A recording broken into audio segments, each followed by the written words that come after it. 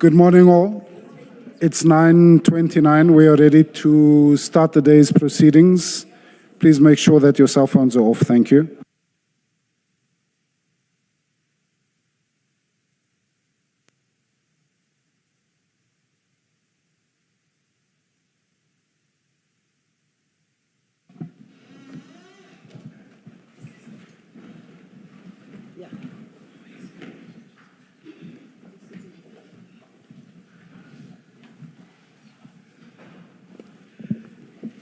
Good morning, Ms. Sildo. I cannot help but say that you are confusing me.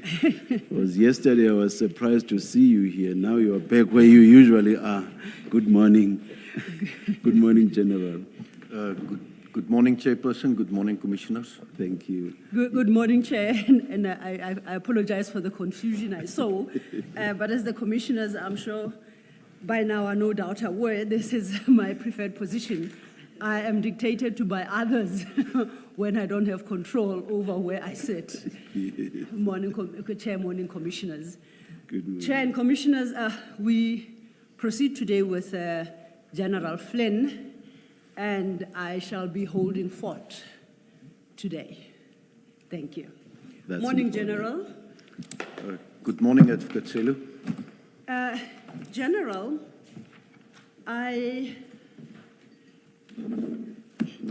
yesterday, during your testimony, some issues arose, I think, from the commissioners, and I thought it appropriate to perhaps provide fuller clarity on the questions on the answers you had provided to the questions posed. So I suggest that before we deal with the remainder of your statement, we take a step back and we try and address the questions in full that arose. And thereafter, we will get back to your statement. Would that be appropriate? Indeed, Commissioners. Before we do so then, Commissioners, you recall that yesterday General Flynn had indicated that he would be preparing a supplementary statement. That statement has been prepared, and your files have been duly updated. It is the last item in your current files.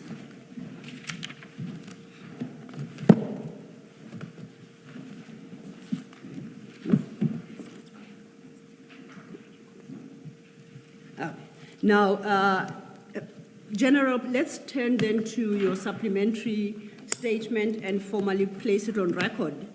We will deal with the contents thereof in the fullness of time. Please turn to the last item in your file. There is a statement there marked supplementary statement of Hendrick Flynn. It's a 7-page document. And if you go to page 7, it's dated even date, and it bears a signature. Do you confirm that's your signature? Indeed, Commissioners. And you confirm the correctness of this supplementary statement and you stand by its contents? That's correct, Commissioners. Thank you, General. Chair and Commissioners, if then it may be admitted, we will come back to the issue of the supplementary.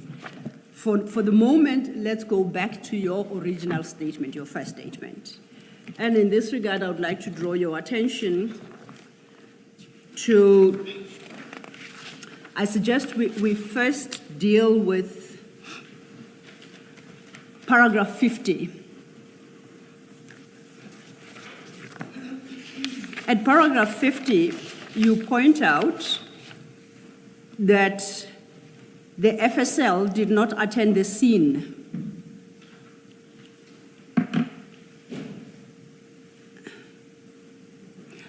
On 22nd June 2022 at the harbor. And the reason advanced was that FSL declined to do so because it was not a clan lab scenario, meaning it was not a clandestine drug laboratory. My question is, that term seems to refer to laboratory. And the scene as we had it at the Ahaba was not a laboratory case. why then is the clan lab scenario of relevance to whether or not FSL could attend the scene? Commissioners, it became relevant because Colonel Jacob indicated that he requested their presence at the scene and they denied it.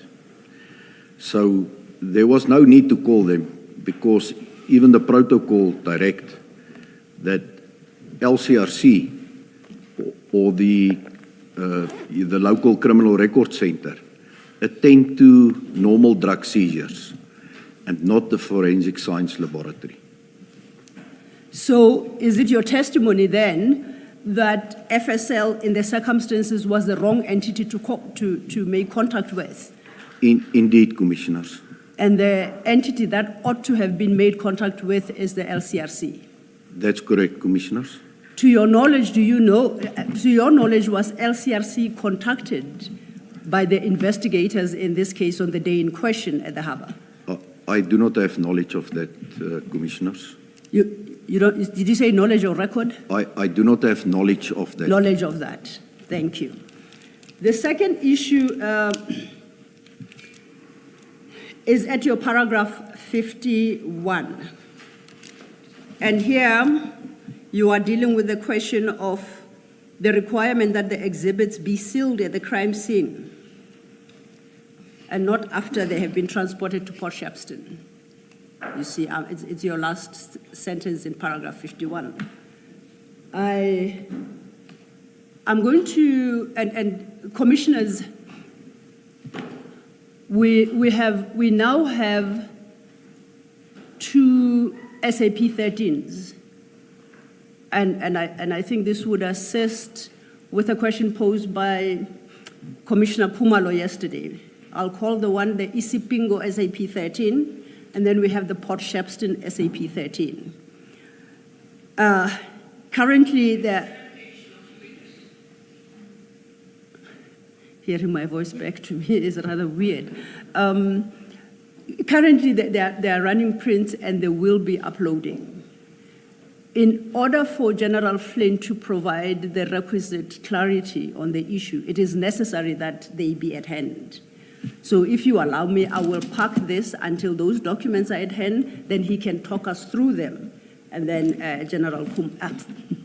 Commissioner Khumalo will have his response, I trust. Thank you. In the meantime, then,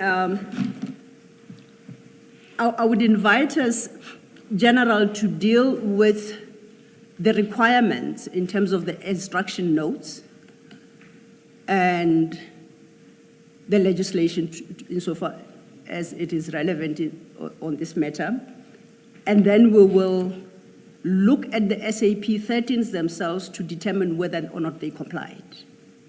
I would suggest for that purpose then we go to your annexure HH2. Is it HFF2? HFF2. And I'm going to request your assistance to help us understand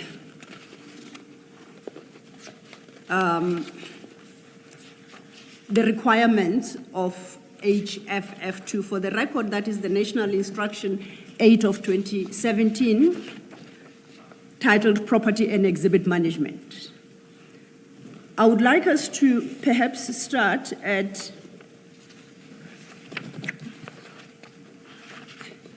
page 73.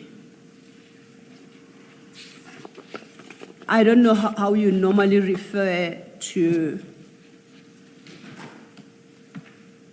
whether I'm at 4. Is that a part 4? Is that a clause 4? Is that item 4? How do you normally refer to it? So, Paragraph 4. Paragraph 4, okay. Then let's start at your paragraph 4. Paragraph 4 speaks to or regulates the completion of SAP 13 registers when exhibits are handed in at the CSC. I think firstly, let's understand what is the CSC, and please, in that explanation, contrast it with what we generally understand to be a police station, if there is a difference. Commissioners, the CSC, as I explained yesterday, is the Community Service Center or the Charge Office. And that's the... I sometimes wonder why these names have been changed because they serve to confuse us. And that's the heartbeat of the police station. That's where all the activities start. And that is where the register is kept to enter exhibits into. So it's part of the police station, to answer Advocate Sello. Oh, okay. So it's part of the police station. So if I say the SAP 13 is found at a police station, that would be inclusive of a CSC? Indeed, Commissioners. And then paragraph 4, you said you called them paragraphs. Please read sub 4 into the record. For Paragraph, sub 4. Oh, sub 4. Yes. All property and exhibits seized must be entered in the SAP 13 register of the relevant police station where the crime was committed or where the property was found, and then transferred to the relevant unit and entered in the SAP 13 of the relevant unit. A couple of questions from me on that. How should we understand the requirement that all property and exhibits seized must be entered into the SAP 13 register of the relevant police station where the crime was committed? Does that mean each and every item must be registered? Does that mean a generic description of the exhibit must be given? How should the Commission interpret that requirement? Commissioners, it's expected of police officers entering exhibits into the SAP 13 to be specific and complete. It means that exhibit seal numbers must, for instance, be entered. If there's a serial number on exhibits, that needs to be entered. If it's cash that's being handed in, the serial numbers of the cash need to be entered. So it needs to be a very comprehensive and complete entry that's being made there. And if we then take it to the second, what I'll call the second SAP 13 register, which is the receiving police station, must the same exercise be undertaken? That is correct, Commissioners. That's when exhibits are transferred to another station. Okay. Now then, I would like us to go to paragraph 7, as you're helping us understand. Maybe before you do that, Ms. Silver, yes, just to clear this. General, where it says to the relevant unit, in this case, the relevant unit would have been the DPCI, in the case that we are dealing with. That is correct, Commissioner. Thank you. Thank you, Ms. Silver. Thank you, Commissioner Baloyi. To your response to Commissioner Baloyi's question, I would like you to flag it, because as we work through this document, we will have to revisit that answer for clarity, okay? But in the meantime, I would like us to then go to paragraph 7 at page 74.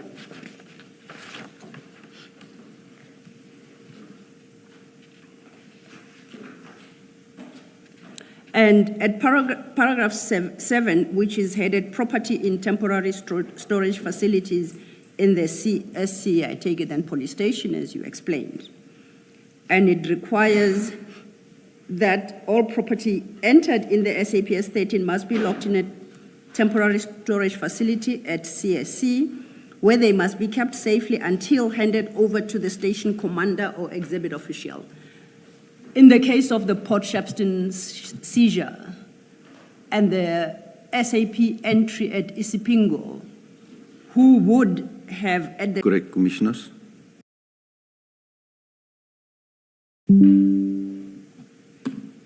Then I invite us to paragraph 8.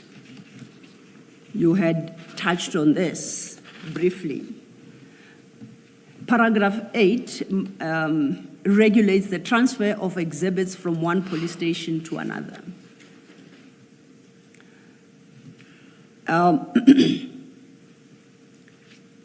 Part 1 or sub 1 of paragraph 8 states that the transfer document SAP 13 sub G is completed by the sub 13 official in all instances where exhibits are transferred from one police station to another or between sub 13 stores. Would it be logical for us to expect to obtain an SAP 13 sub G from Isipingo police station in regard to the Port Shepstone seizure? That's correct, Commissioners, because it's a requirement. And part 2 deals with the completion of a transfer of the, and No. I'm not calling it a transfer document for a moment, but any document that has captured the requirements of sub 3A to I. No, I'm not aware of any such documents, Commissioners. And similarly then, am I correct to assume that you haven't seen in respect of a document contemplated in sub 5, A to H? That's correct, Commissioners. Are you able to express a view then as to the correctness of the, or compliance of the transfer of these exhibits from Isipingo to Port Shepstone? There was non-compliance, Commissioners. Can I try to understand this? In sub 5, what would be the receiving station on the facts of what we are dealing with? Commissioners, one of two, Port Shepstone Police Station or the DPCI SAP 13 in Port Shepstone. But was there a transfer to Port Shepstone Police Station? I believe we are coming to that, Commissioners, but indeed it went to Port Shepstone Police Station and not to the SAP 13 of the Serious Organized Crime Unit at Port Shepstone. Thank you. Thank you. Thank you, Commissioner. And perhaps while we are here, there is what is formally called the Port Shepstone Police Station. Is that correct? That's there correct. There is a police station in Port Shepstone. That's correct, Commissioners. And that is different from the Port Shepstone DPCI offices. Is that not so? That's correct, Commissioners. Where what we know happened here is that the transfer, quote unquote, was from Isipingo Police Station to Port Shepstone offices. And that is where they were stored on the 22nd of June, 2022. Indeed, Commissioners. Then, if I could invite us then to overleaf at page 60 at paragraph 9. This deals with property dealt with by experts. And I'm interested in sub 1 of that paragraph. It reads, specialized units. Sorry, you send him back to 60, 76. 76, did I say 60? Yes, he was going back to 60. Oh, I do apologize. I guess I just saw the 6 and then added 76 for the record, 76. Just a very brief observation. 8.5, is there no need for the description of the exhibits? I see no reference to that there. Of course, you can't change the form, but I'm just asking out of interest.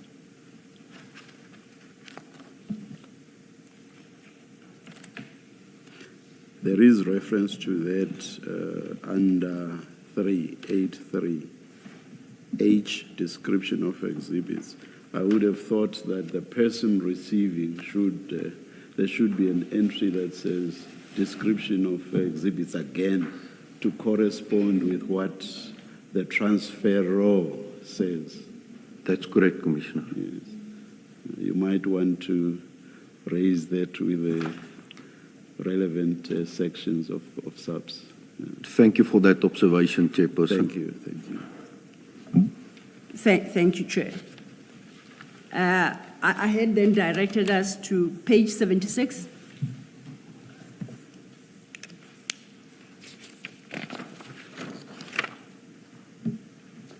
And we are dealing with paragraph 9, the first subparagraph, sub 1.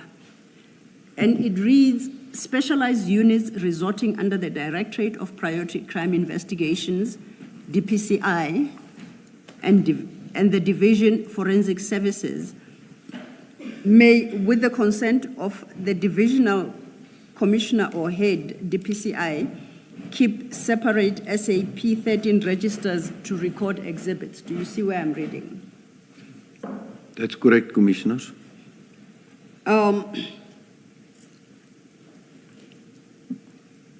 Is the Port Shepstone, are the Port Shepstone DPCI offices an entity contemplated in sub 1? Or is that something completely different? Commissioners, that will only be an approved SAP 13 if it was approved by the national head of the DPCI.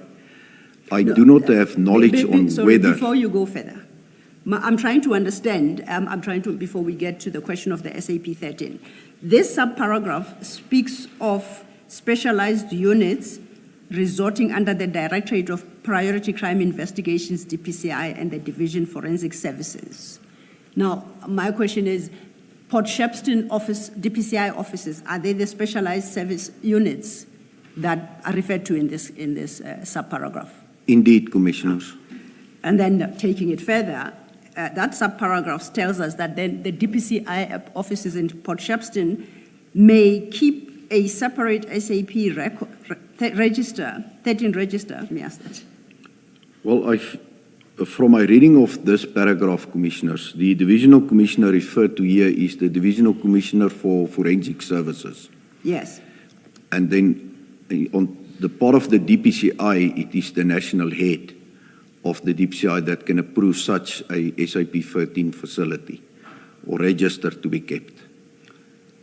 So in the absence of an approval such as contemplated in sub 1, Port Shepstone DPCI offices cannot retain a sub 13 register. That's Is that correct. correct? That's correct, Commissioners. To your knowledge, have the offices, and that's the Port Shepstone offices, ever been approved to retain such a register?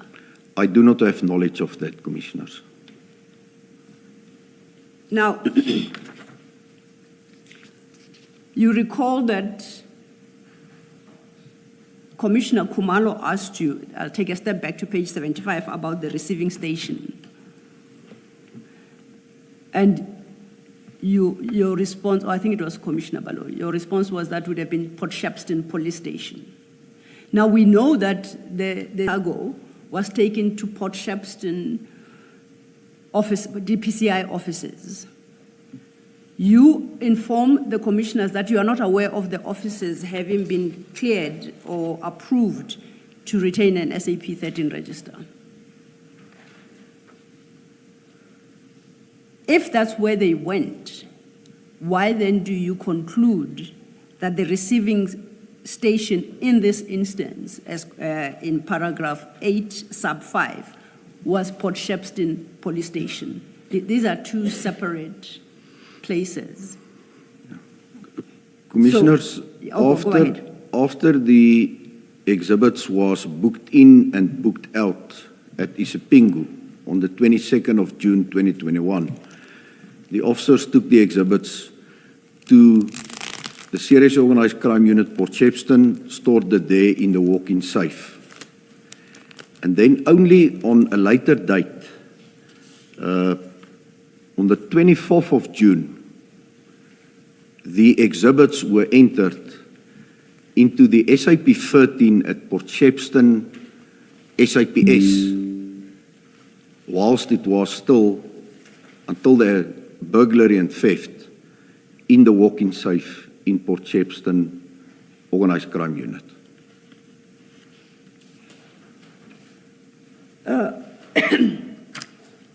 So if I understand you correctly, the exhibits were physically taken to Port Shepstone offices 2 days later, they were entered into the Port Shepstone Police Station SAP 13.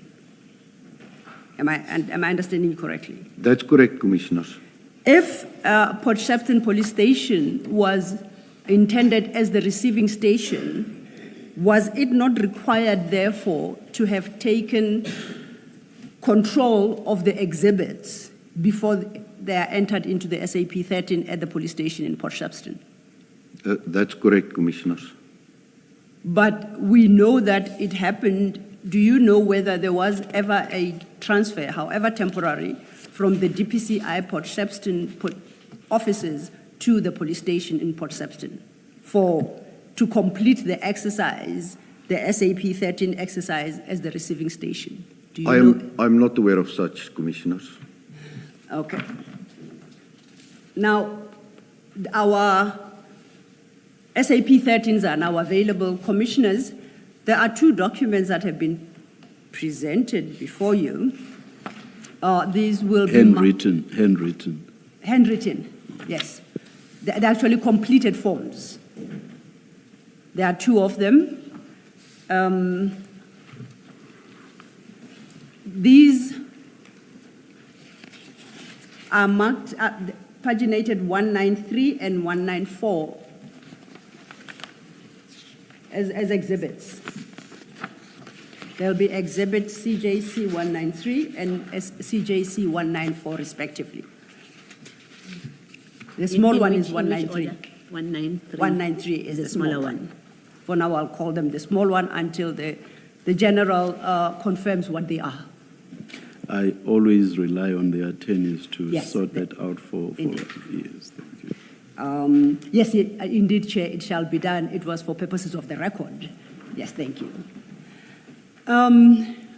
General, you have received the 2 documents that they've just been distributed now, I referred to, correct? That's correct, Commissioners. I would like us to turn our attention to the first. At the top right corner, it is written in manuscript A16. You see that document? That's correct, Commissioners. What is this? It's a 2-page document. What is this document? Commissioners, it is a copy of the SAP 13 at Isipingo Police Station. Now, we know from evidence tendered thus far that this seizure was registered, was booked in, and subsequently booked out at Isipingo Police Station. Is this the SAP 13 that would have reflected that book-in, book-out process? That's correct, Commissioners. If you look at the first page of that document, there is an entry 373 dated 22/06/2021.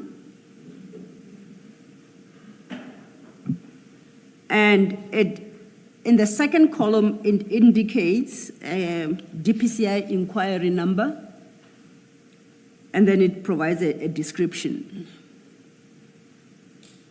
Do you know what that entry is? Advocate Celo, do you refer to column 3, the entry? The column second 2? entry on the page, the first seems to be headed 323, item, whatever, entry 372. The second is entry 373. Oh, yes, yes, 373. Rather dyslexic this morning, apologies. Do you see where I am, General?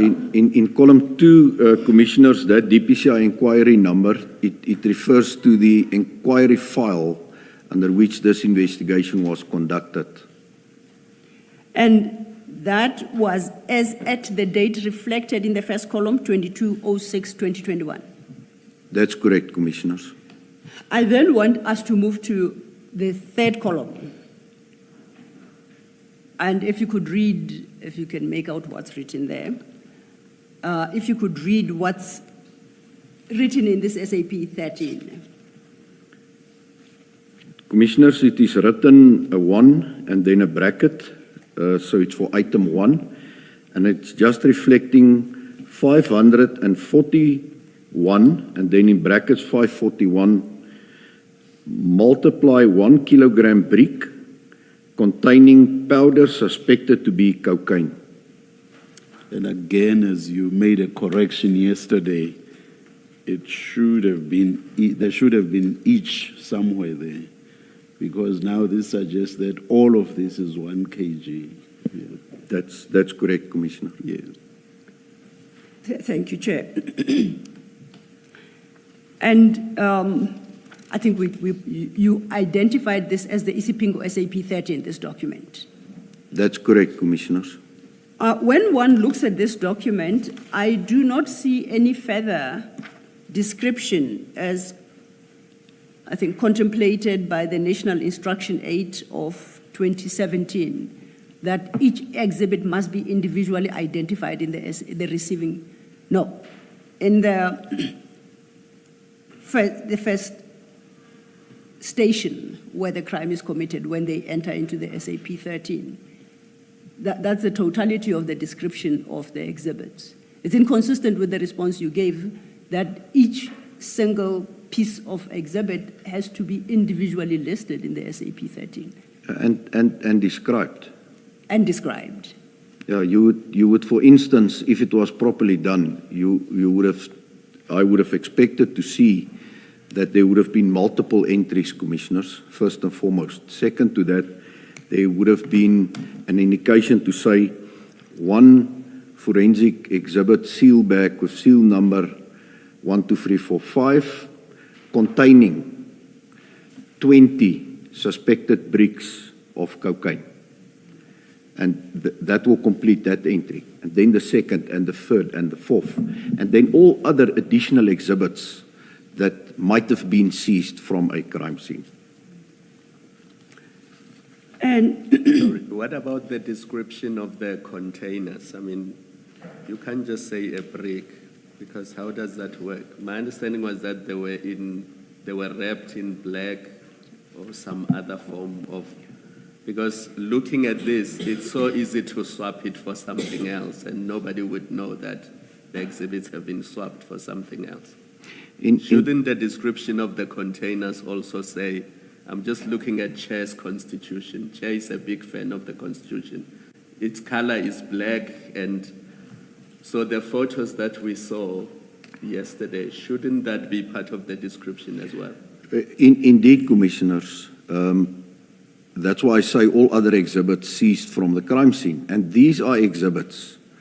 The wrappings, the bags in which it was, the additional wrapping around that bags with the carry handles, all of those was then supposed to, after it was, the cocaine was removed from those bags, to also form part of the list of exhibits. Yeah, I think look at the screen. That's what correct. I had in mind. Yes. Yes. Thank you. so then in response to Commissioner Khumalo's question, each one of those bricks ought to have been listed in this Isipingo SAP 13 and fully described. Well, since almost all of them are similar, it's Yes. basically 2 types of packaging. Yes. Commissioners, that's why I indicated it gets supposed to be packaged correctly at the crime scene, and then you give an explanation of the exhibits that's handed in. So it serves no purpose to go and describe each and every block, because it will be 541 of similar entries. It obviously needs to speak to the chain of custody. And that's why it's important that the seal numbers in which 20 or 15 or 10 blocks are packaged are properly reflected in the register. As well as, and you can see there on the top left-hand side of the photo, that black bags, all of that, it's still exhibits. And it needs to be also sealed and properly recorded in the applicable register. And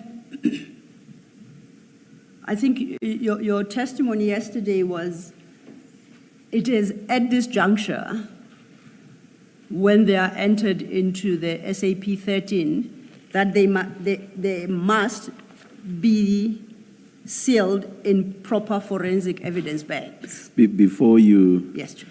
you deal with it, now that You've taken us back to the photographs. Ms. Sigels Chair. Ngube promised numbers. Please do not forget that. No, indeed, I understand that is Yes. underway. And the exhibit number, the two exhibit numbers we provided, CJC 193, 194, have already taken the pictures into consideration. Okay. Yes, definitely, Chair. All right. Thank you. Thank you.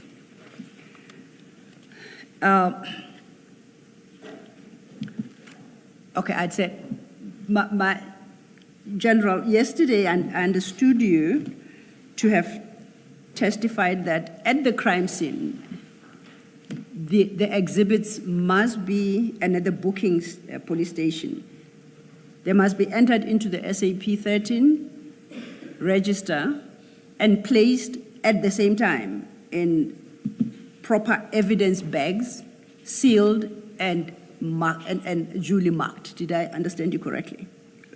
That is at the crime scene, if conditions permit, obviously, as per the directive, Commissioners. At the crime scene. At the crime scene. So we know that it did the crime scene. Instead, they were taken to the Isipingo police station. And that picture we looked at were the exhibits as they were at the Isipingo police station. That is the time they were entered into the SAP 13. Am I correct? That's correct, Commissioners. Now, I want to understand whether after the entry into the SAP 13, is it at this juncture they must be placed in evidence bags and sealed? No, this was already at the police station. So if they omitted to do it at the crime scene, at the container, at least there was a second bite at the cherry where they could have conducted still proper crime scene management. And even here, it was not done, Commissioners. So, Sorry. yes. General, are you saying even here at Sipingo, they should, having failed to do it at the crime scene, at this point now at the police station, they should have put them in bags? Indeed, Commissioner, although on face value what I observed there is that the exhibits were already contaminated, unless the colleagues had gloves on. But it could still have been photographed properly by LCRC, as well as properly sealed in exhibit seal bags. And the exhibits could have been properly reflected in the SAP 13 register. There was no need to just take the exhibits as it was in that state from Isipingo to Port Shepstone, because anything can happen along the way. Some of the exhibits can go missing. And the chain of custody is really not at the required standard where we expect detectives to function at. Thank you, General. So at least we know from, and if the crime scene had been properly handled, then the exhibits in their respective evidence bags, sealed, duly sealed and marked, would have then been entered into the SAP 13 at Isipingo. Indeed, Commissioners. And now we know it didn't happen here, at least if this SAP 13 is to be believed. That's correct, Commissioners. Then on the same document, if you go overleaf, there are some entries made there. I just want you to explain to me. I read the first column under 4 as the member who booked these exhibits at Sipingo and references the CHC container at 14 Avenue East. That's the Durban Harbour, correct? That's correct, Commissioners. And it is duly signed for. What I'm interested in is the 5th column, the entry in the 5th column. You recall we're having a conversation on regarding the book in, book out process. That requires a registration in the receiving in the first police station, SAP 13, and immediately booked out to another police station where an SAP 13 would be completed. I'm correct? That is the general process. That's correct, Commissioners. And now we have dealt with the issue of the transfer documents to take account of that movement from the one police station to another police station. Am I correct? That's correct, Commissioners. Now, yesterday you referenced book in, book out. Must that strictly be from police station to police station, or can it be booked out for other purposes? The exhibits can obviously and must be booked out to be submitted to the Forensic Science Laboratory, Commissioners. So that is also a legitimate reason. Okay. And if we then look at column 5, the entry there, the second one, I think the book sort of reads across.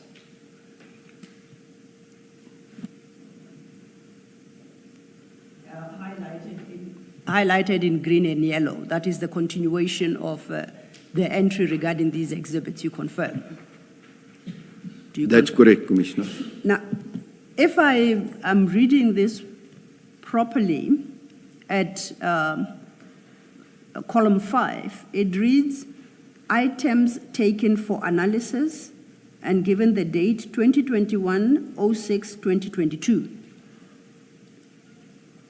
I read that to be the book out process that you spoke of after the book in. Created for. And I see that happened, it confirms it happened on the 22nd of June 2021, which is the same day as the date of seizure. Yeah. Is that correct? It reflects, obviously, taken for analysis. I'm interested in the date for the moment, General. Yes, that's the date of the seizure. Now, my challenge is, we know after the book out, they went to Port Shepstone DPCI offices. This is the reason provided here is items taken for analysis. Was analysis to be done at the Port Shepstone DPCI offices, or am I misreading what's here? Commissioners, perhaps just two things that I need to comment on. First and foremost, this entry by one of the detectives that was part of the search and seizure operation referred to in column 5 was supposed to be in column 6, not in column 5. Column 5 is for the station commander or the SAP 13 clerk to acknowledge receipt of the exhibits. That's the first aspect. The second aspect is that clearly this entry is a false entry because the exhibits was never taken for analysis on that date. It's completely misleading because the exhibits went from Isipingo to Port Shepstone and it was never submitted for analysis as depicted here.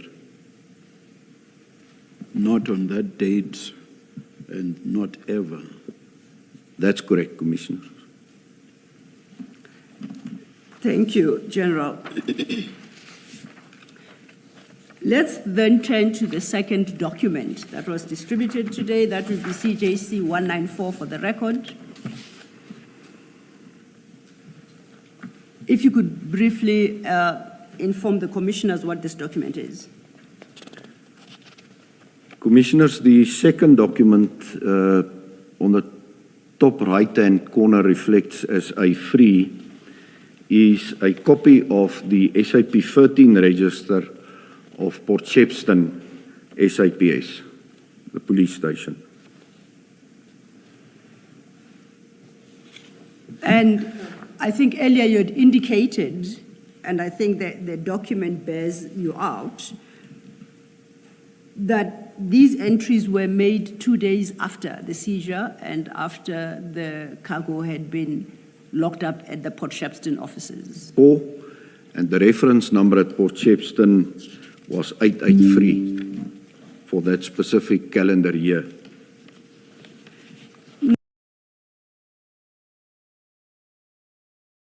Now, who would bear responsibility for these entries in this document?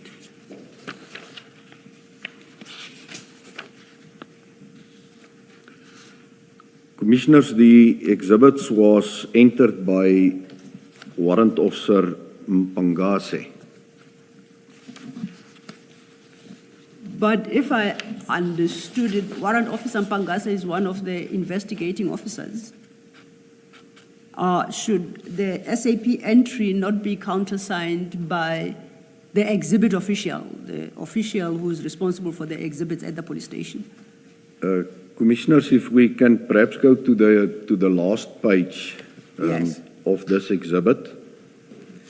In column 4 under paragraph 4.5, it indicates the signature of community service center member who receives exhibits or the property.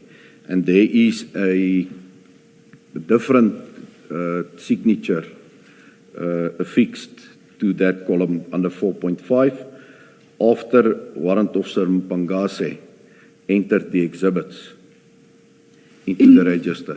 Indeed. So I'm saying it is that signature, whoever it belongs to, is that person who then becomes the exhibit official and is responsible for these exhibits from that point. That's correct, Commissioners, but here we have to also take into consideration, again, paragraph 6.1, where Warrant Officer Mkhwanazi, again on the 24th, booked out the exhibits. Apologies, General, you are ahead of us. We will get to that point. Okay.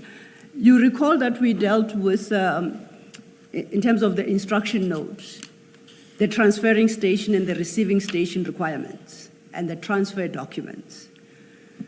Now, you explained that when they are registered in the receiving police station,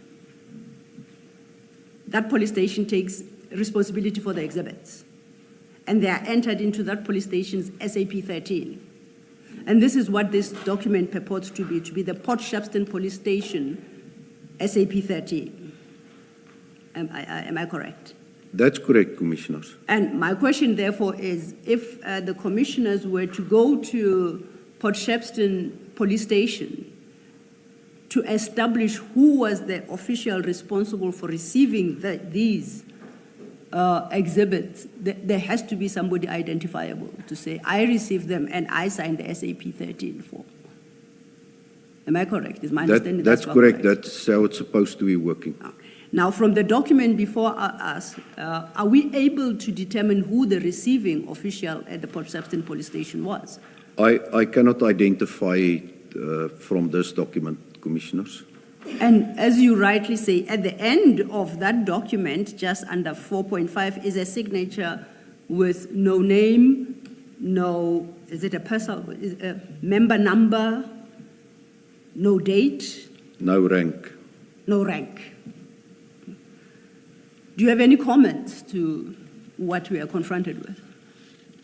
Well, Commissioners, from a reading of the document, it's clear that this was just an entry into the register at this police station to have a reference number for the exhibits that's been kept at Port Shepstone. According to my knowledge, the actual exhibits was not taken out of the walk-in safe at the unit, taken to Port Shepstone, booked in there, booked out, and taken back again. This is just a paper exercise that was performed here. And that is why Warrant Officer Mkhwanazi immediately again, or directly after he entered it here, on the same date, made the entry, apparently he made the entry under paragraph 6, that the exhibits is taken for investigation. Taken from the Port Shepstone Police Station in 6.1. Yes, it reflects items 3.1 to 3.31 taken for investigation. Obviously then from the police station, because the entry is made at Port Shepstone Police Station. So it's incorrect, it's a false entry. We will get to you say it's Warrant Officer Mpangase's entries under 6.1. I'm still interested in what was happening to record these exhibits as received by Port Shepstone Police Station. As you sit there in the position that you are in, must somebody be held accountable for this entry besides Warrant Officer Mpangase, who at least signs here as the person handing them in? Must the purported receiving person be held responsible and answerable to what exactly was happening here? Commissioners, it's a difficult question. I believe that if that individual can be identified, it will be prudent to perhaps get a version from that official in terms of what transpired here before I can comment on whether that person needs to be held responsible. I do not know what transpired there. I'll put it differently. Somebody purported to have received these. You testified earlier that you know that they never left the DPCI offices in Port Shepstone. Is that a concern to you that you are confronted with an entry such as this? They never left the DPCI offices in the first place? Indeed, Commissioners, because it is a misrepresentation. Now, that person, would I be correct to conclude that based on what is written here, this person confirms that these exhibits were in fact cocaine? You remember when they left Isipingo, they are noted as suspected to be cocaine. The receiving, if we go to the first document, the Isipingo SAP 13, says 541 by 1 kg brick containing powder suspected to be cocaine. You confirm that, right? That's correct, Commissioner. And we know overleaf in that the entry was that these were taken for analysis. That's and correct. You testified that, to your knowledge, no analysis was conducted. That's correct, Commissioners. 2 days later now, Port Shepstone Police Station accepts them as bricks of powder. Oh, so my apologies. It still says suspected to be cocaine. I misread that. My question is there any evidence, objective, independent evidence, that the exhibits entered into Isipingo SAP 13 are the same that are now registered here at the Port Shepstone Police Station? Is there any independence that the Commission can tend to? I think you said that Isipingo is about more than 100 kilometers from Port Shepstone. Port Shepstone, that's correct, Commissioner. So what must we look to satisfy ourselves that what was registered as Isipingo is indeed what is now registered at Port Shepstone Police Station? There's no independent corroboration to come to the conclusion that what was entered in Isipingo is now entered at Port Shepstone, Commissioners. Now, are you in a position to express an opinion as now regards the conduct of Warrant Officer Mpangase, who, as you indicated under column 6, states that these items were taken for investigation? Do you have a view to express on that?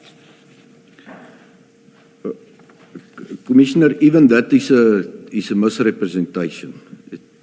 If it was booked out for investigation, there was no investigation to be done on the exhibits except for the work to be done by FSL. So it was supposed to read, taken then for submission to FSL. That's what I would have suspected. Not for investigation, because as a detective at organized crime, the warrant unfortunately cannot determine whether it's cocaine or not. So that's a misrepresentation. I'm sure you meant expected and not suspected. Expected. Yes. Thank you, Commissioner. Thank you, General. In both the two SAP 13s, the exhibits are said to relate to DPCI Inquiry 28/06/2021. I think yesterday you touched on, an inquiry number versus a CAS number. And if I understood you correctly, for all intents and purposes, they're about the same, is it? The registered inquiry. That's correct, Commissioners. And this inquiry is registered at the DPCI, by the DPCI.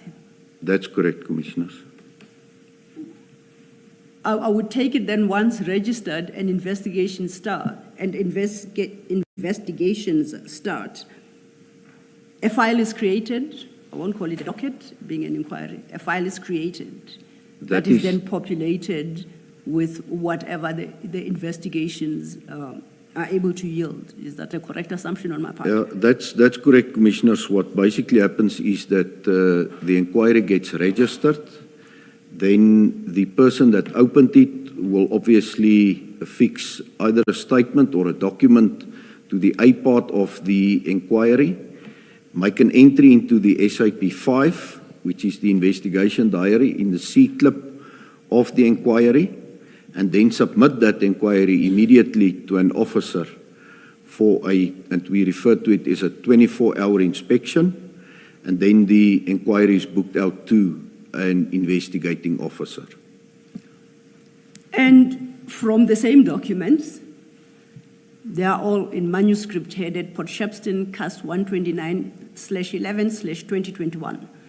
But that is the post-burglary or post-theft of the exhibit. That's a different CAS number, correct?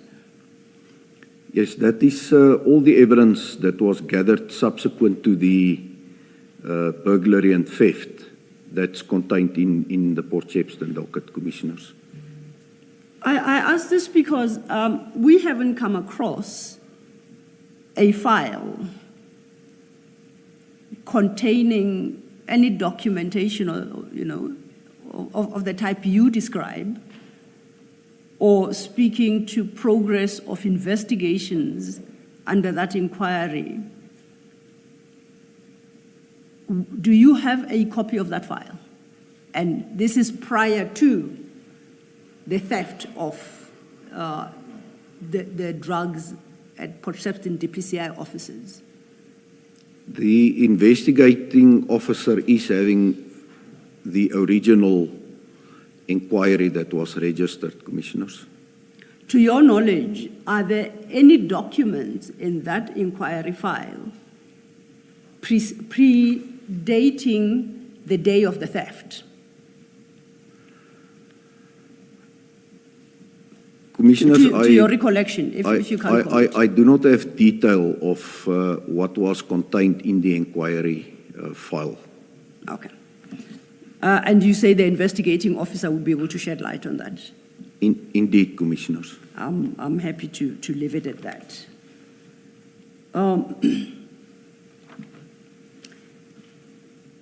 Now, I think we can then pick up from where you left off at your statement. Maybe before. Yes, Commissioner. General, this CJC 194, just to understand it, at the very last page, the entry there, it's the very last column on the extreme right. I think at the top it says page 56, if you are where I am. That's correct, Commissioner. Okay. I observe it. So you've got that 6.1 entry there by Warrant Officer Mkhwanazi, and then it says items 3.1 rather, to 3.31 taken for investigation. Am I correct to understand it to mean that he conveys that he took the whole consignment out for investigation? Is that a correct understanding? You are correct, Commissioner. If you, for instance, look at the previous pages, the list of exhibits booked in by Warrant Officer Mkhwanazi was from 3.1 until 320. Yeah. just see the pages, up to 331. Yes. Okay, so he's, So he's it means that representing that he took everything. everything, for that's investigation. correct, Commissioner. All right. And then still in that column, but the typewriting above where you've got those paragraph numbers, 6.4 above where you've got the typing, it says signature of deliverer. Now, if you look at the handwritten 6.4, it's a scribble, and I think Ms. Silo was saying we can't tell who that is. Who is a receiver where it says signature of deliverer? What is contemplated there? The deliverer obviously will be, and on face value it seems to be the same person that signed on a 4.5, will be then the Community Service Center commander in all probability, if it was not the SAP 13 clerk that affixed his or her signature to both columns. So they're a deliverer because what? They are the ones that hand over the And handing out the exhibits again, to Commissioner. Mpangase if things were done properly. Ordinarily, he would be handing over. That's correct, Commissioners. Okay, all right. And then lastly, in Warrant Officer Mpangase gives the reason why the items are being taken out of Isipingo, and he says items taken for analysis. Is it a correct understanding for me to understand this to mean these, as far as this is concerned, this document, these exhibits remained under the control of Isipingo? They were just taken out for analysis. No. They were not being transferred to another police station. No, it does not remain under the custodianship or command of the Isipingo Station Commander. Mpangase assumed full responsibility for the exhibits when he booked it out. Okay, maybe let me ask it differently. So let's say, forget that we have 194 CJC, forget about it. Imagine it's not there. And all I have is this 193. And I look there where it says item taken for analysis. It gives me Mpangase and his first number. Should I expect that if I go to Isipingo, if this is all I'm dealing with, if I go to Isipingo, I should find these exhibits there? Because he says they've been taken out for analysis, or does it mean taken out for analysis ordinarily would even include transferring them to a different station? Commissioner, it can only mean what he has said here. It's taken for analysis. So it's not supposed to be at Isipingo Station further. The only place will be at the different police station, but in terms of this entry, it's supposed to be at the Forensic Science Laboratory, Yes. and at no other place. Okay, thank you. Ms. Silo, I want to ask a question, and please feel free to stop me if you're still coming to it, because I may be getting ahead of myself. Thank you.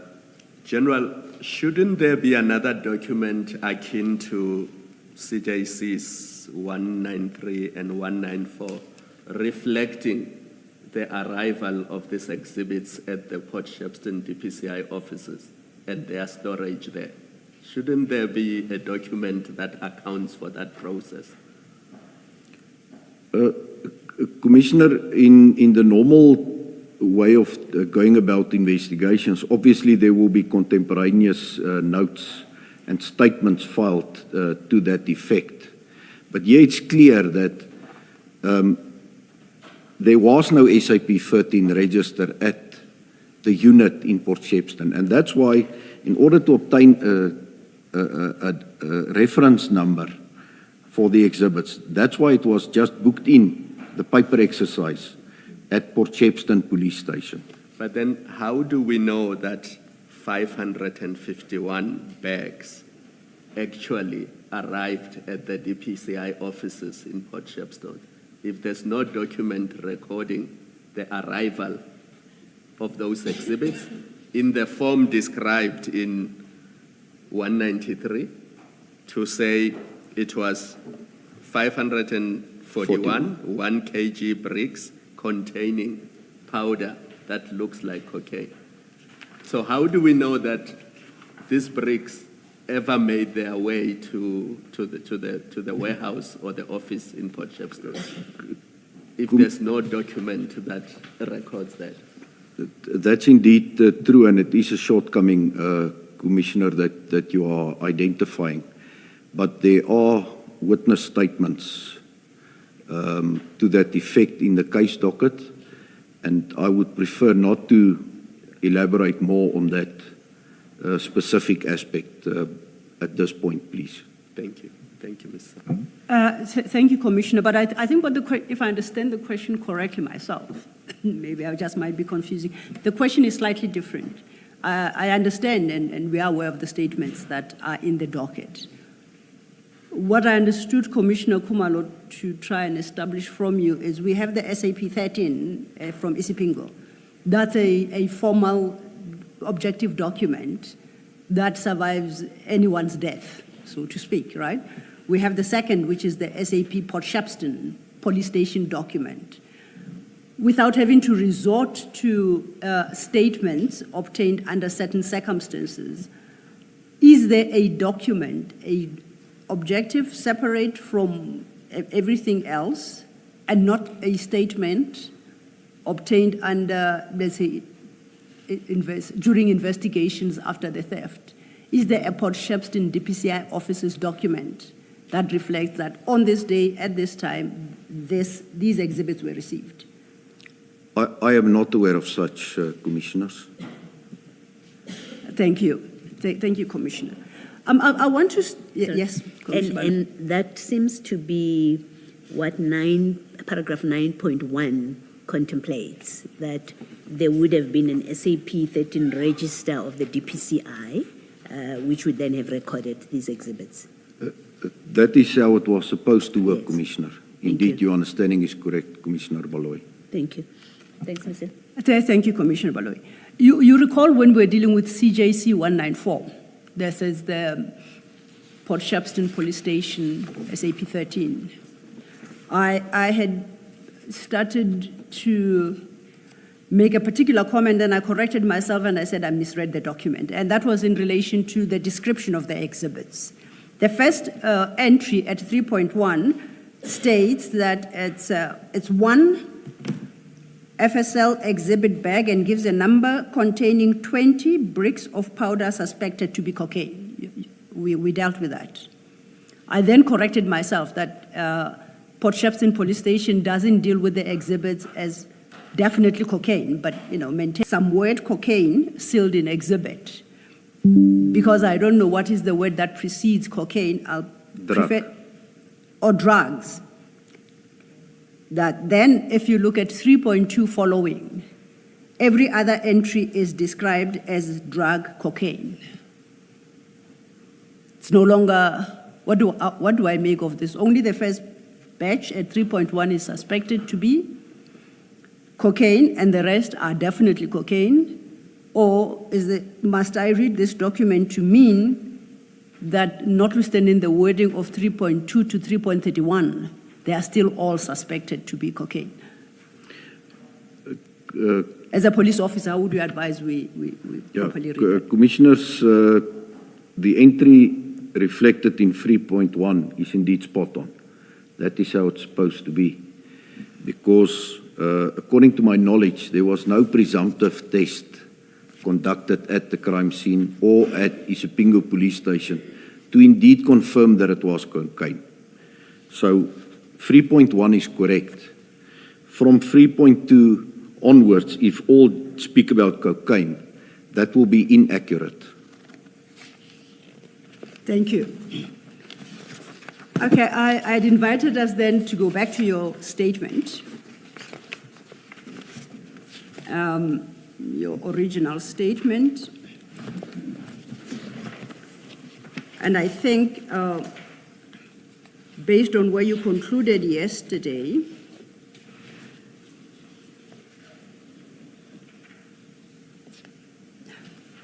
we should pick it up from page 23, paragraph 65.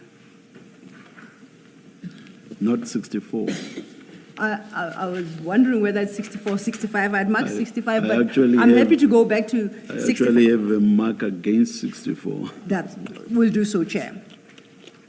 In fact, I'll go a step back, perhaps to contextualize. At 63, you say I referred earlier to the November 2021 information note by General Mkhwanazi. Do you see where I'm reading? That's correct, Commissioners. And then, as the chair suggests, we then must pick it up from your paragraph 64.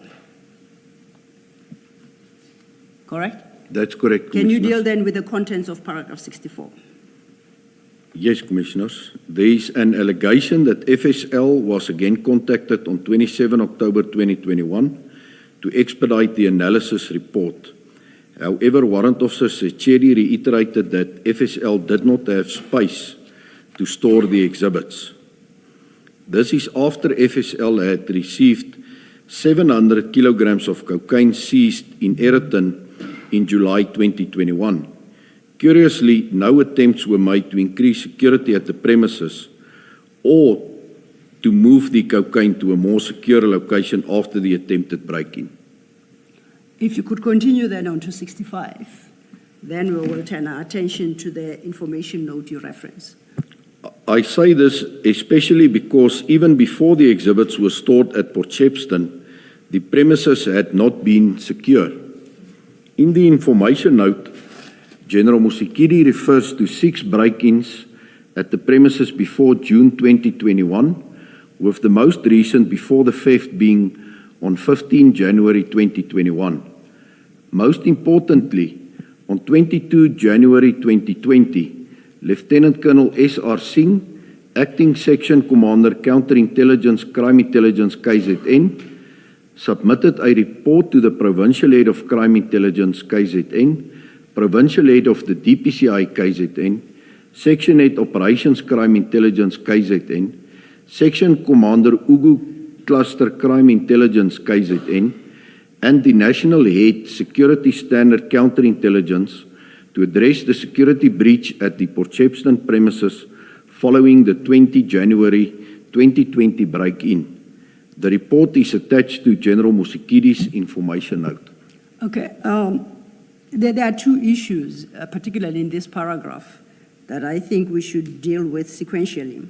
The first is you say the report references 6 previous break-ins at the premises before June 2021. General Mkhwanazi's report and information note is your annexure HFF4, starting at page 113. That is the document you reference, correct? It is correct, Commissioners. Okay, now if you turn to page 118, the heading there is the security aspect.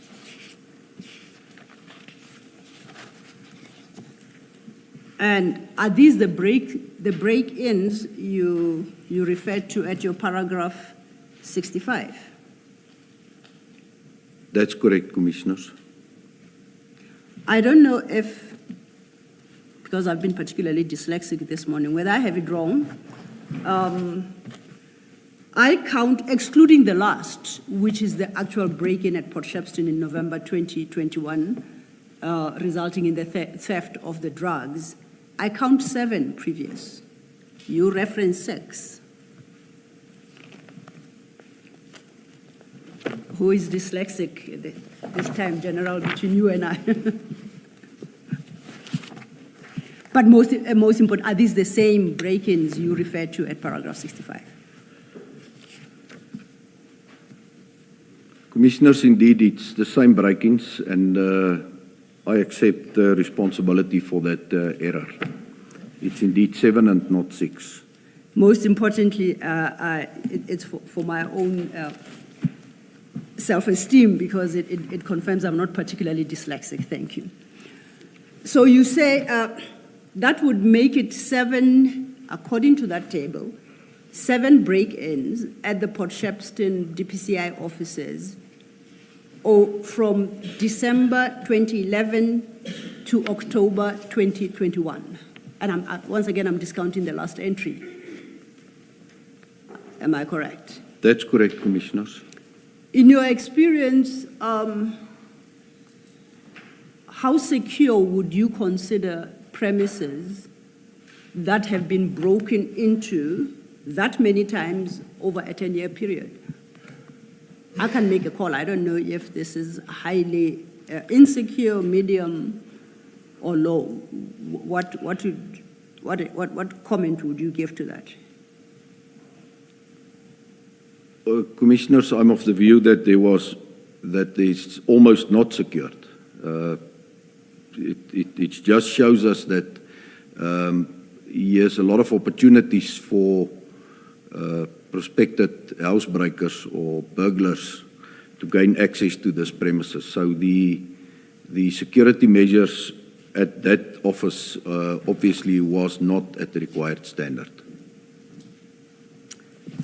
And in the same paragraph 65, you then deal with the communication by Lieutenant Colonel S.R. Singh.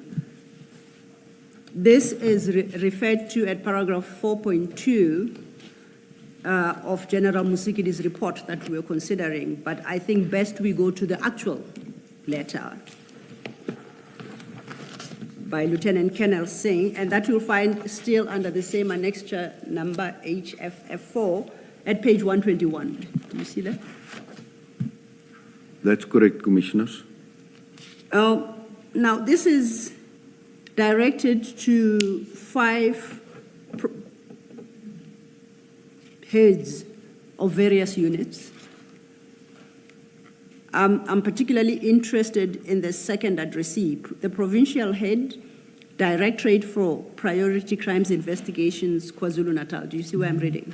That's correct, Commissioners. If you go over leaflet 122, at the bottom, you will see that this document is signed by Lieutenant Colonel Singh and it's dated 2020, January 2022. Do you see?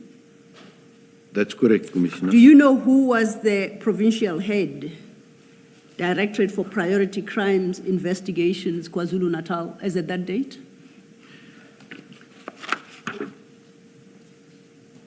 Commissioners, if my memory serves me correct, by then there was not a person appointed as the provincial head, so one of the brigadiers within the province would have been acting. General Sonona was only promoted and appointed later during 2020 to the position of provincial head for the DPCI and KZN. So subsequent to this letter, he got promoted. So, and it's a position that General Sonona continues to hold. That's correct, Commissioners. So based on your answer then, are you suggesting that General Sonona would have inherited these issues, quote unquote, by inherited? Indeed, Commissioners. Let's then look into the content of this letter. And in particular, I would like us to have regard to paragraphs 1, 3, and 4 for the moment. Can you read those into the record, please? That's on page 121. 121. Evidence And we are reading Lieutenant Colonel Singh's letter. Paragraph 1, on 2020-0120, a breach in security at the above-mentioned offices was reported via email to this office as per attached correspondence from Captain L. van Niekerk of the Provincial DPCI SCM, and that stands for Supply Chain Management Head. The officers were visited by Captain L. van Niekerk on 2020-0120 in order to conduct a site inspection of the breach. On page 122, Yes, please. a case was opened at Port Shepstone SAPS via case 268 of 1/2020. And then paragraph 4, a general inspection conducted by this office previously of the premises revealed the following in terms of miss. Now, MIS stands for Minimum Information Security Standards. Security measures. No CCTV cameras are installed in and around the premises. There is no early warning alarm systems in place within the office space, more specifically in offices located on the ground floor. And then the third bullet is no beam sensors located exterior to the office accommodation. Thank you.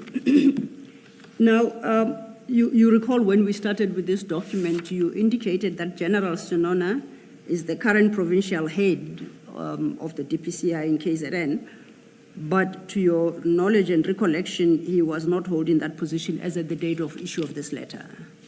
That's correct, Commissioners. Do you happen to know who was the provincial commander of the DPCI in Port Shepstone at the time? The provincial commander for serious organized crime in the province based in Durban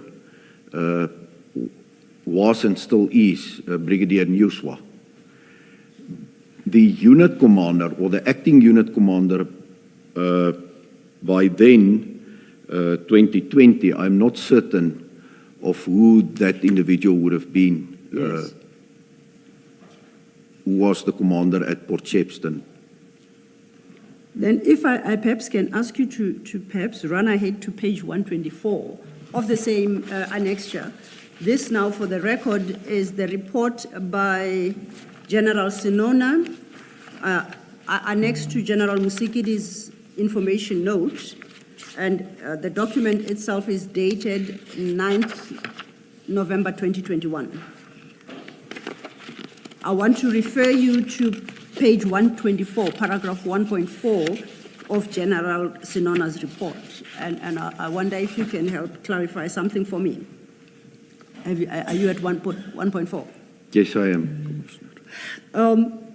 Just for context, this document is about the seizure and storage and subsequent theft of the very drugs we're in conversation about. At 1.4, the last sentence reads thus, okay, the penultimate sentence, a request was made to arrange a suitable storage location. Do you see where I'm reading? This is after they've been at Isipingo. Do you see where I'm reading? It continues, the provincial commander indicated that the DPCI Port Shepstone SOCI unit premises be utilized to store said exhibits. The location has been used to store drug exhibits previously as it has 2 strong rooms. My first question is, do you know who was the provincial commander at this time? It was still Brigadier Newswa, Commissioners. So would it then be correct to say the decision to store at the DPCI offices Port Shepstone was based on, is it Brigadier Newswa's advice? That's correct, Commissioners. Okay.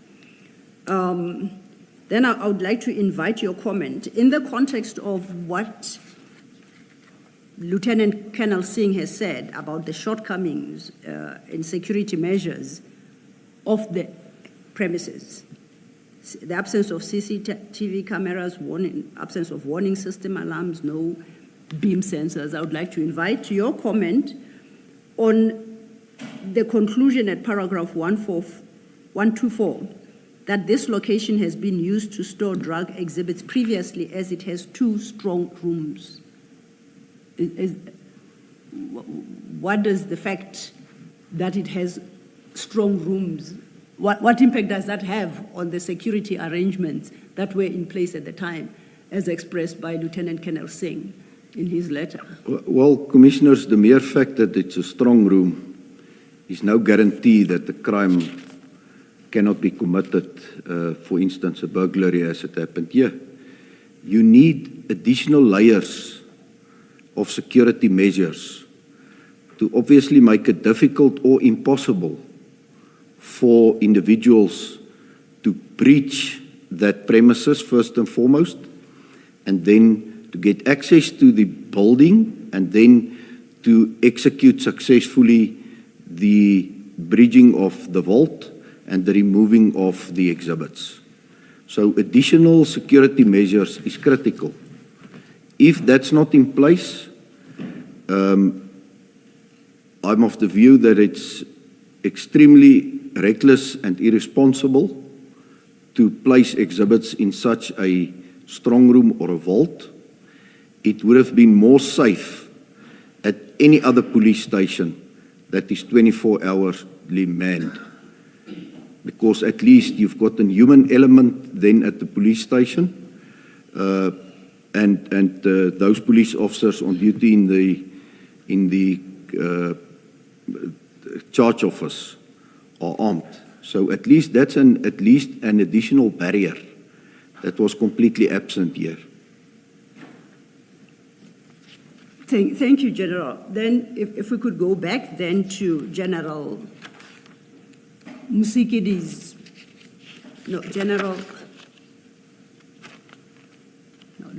Colonel Singh's letter at page 121. He concludes that letter with certain comments, and they sound more like recommendations regarding being heard to the wording. He concludes, under comments, it is hereby recommended. Do you see where I'm reading? That's correct, Commissioner. Could you please read those recommendations into the record? It is hereby recommended that the above-mentioned office initiate processes in order to remedy the contributing factors that led to the physical security breach, which is, first bullet, installation of perimeter beam sensors around the ground floor of the office accommodation. Bullet 2, interior office accommodation infrared sensors. Bullet 3, engagement with the contracted armed response company to ensure efficient service in terms of timeous visits to the site. And then the fourth bullet, the upgrading and repairs of the perimeter lighting.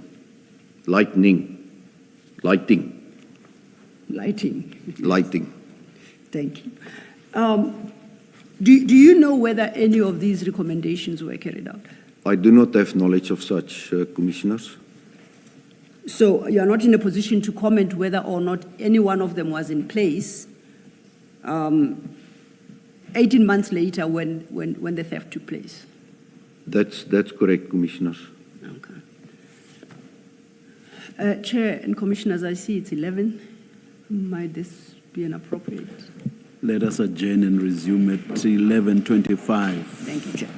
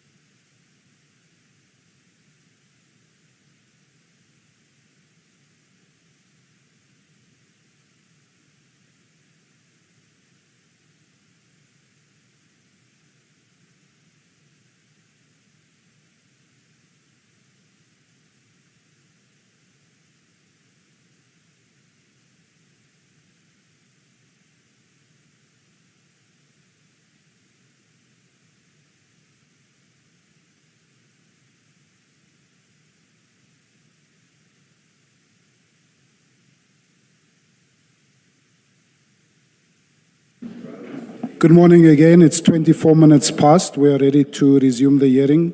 Please switch off your cell phones and any devices that might disrupt us. Thank you.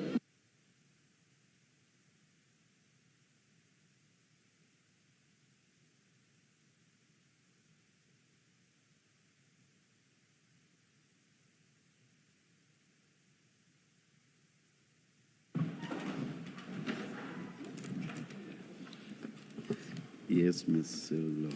Yeah, thank you, Chair. Chair, before I continue with General Flynn, may I request that we attend to a housekeeping matter that I had intended to bring up yesterday, but in the pressure to prepare for the record, the witnesses appearing this week do so are members of the SAPS. They are appearing in response to subpoenas received. General Sinona had been issued with a subpoena to appear on the 8th of May, which is Friday. On Monday, this past Monday, the 4th, at about 6 p.m., we received a request from his attorneys for a postponement of his appearance from the 8th of May to a later date. Now, I address you, Chair, to request that you grant that postponement to the 1st of June. So the subpoena stands to the 1st of June, 2026. Just for the record as well and clarity, the application to move one witness's testimony in camera is in respect of a different witness, and the outcome of that application, as you had indicated, is awaited tomorrow in the afternoon. You'll determine whether that witness is proceeding in camera or in public, and that is still underway. So I'm moving I have a slightly different request, specifically in respect of General Sinona, that his appearance in terms of the subpoena issued be postponed to the 1st of June as they had requested. The request came through on Monday the 4th. Thank you, Chair.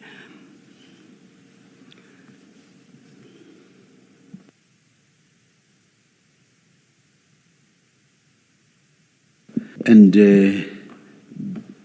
are sufficient reasons given by General Sinona's attorneys for the request? On your assessment? On my assessment.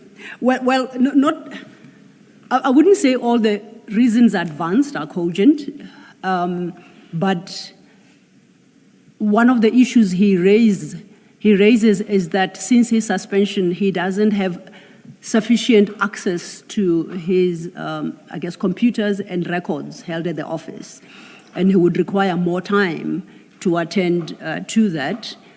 And I think perhaps that alone may be a sufficient ground to grant him the extension. He raises other issues in his request for a postponement, and he references his ongoing labor matter with the SAPS. And I think he says he's scheduled for an appearance on the 7th of May. So I would suggest that on the basis of those two reasons, there are other reasons advanced, of course, but I think those two reasons would be sufficient to argue for a postponement, Chair. Thank you. And if I may say, I would believe that if he is postponed to the 1st of June 2026, that would be shy of 4 weeks, and that is a fair postponement. The hearing of General Sinona's evidence is postponed to 1 June 2026 at 9:30 a.m. Most appreciated, and we shall communicate with him formally and so inform him, Chair. Yeah. And perhaps it's best to issue a subpoena, seeing that, or extend the same one. You'll look into the practicalities. Yes, yeah, and I'm suggesting that because the general is not here, yes, for us to direct him in his presence. We still have to respond to the formal request made on Monday. Yes, So yes. in the process of doing that, we will bring the chair's order to his attention, and we will determine whether it is necessary to reissue now a subpoena for the 1st of June or to extend the current subpoena to the 1st of June. Yes. We will look into those matters. Thank you, Ms. Sello. Thank you, Chair. Thank you.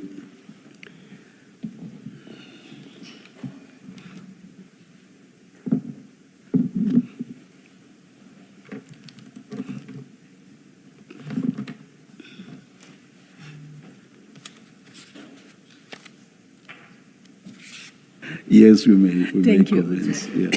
Well, having disposed of that, then I think we are ready to proceed with General Flynn. General, before we broke for tea, you had confirmed that the recommendations, you had addressed the question of whether or not the recommendations made by Lieutenant Colonel Singh as regards the security of the DPCI officers in Port Shepstone had been given effect to, and you had directed us to Captain Nuswa, now the ranks, Brigadier Nuswa, Brigadier Nuswa was... as the person you say was the provincial commander at the time. That's who, correct. according to General Sinona's report attached to General Msikidi's information note, is said to be the one to have suggested that the Port Shepstone offices may be used. And you had commented about how appropriate that was if it was based only on the fact that the offices have 2 strong rooms. So it was just to locate us in the statement. Staying then with General Msikidi's information note, and that is your annexure HFF4, starting at page 113.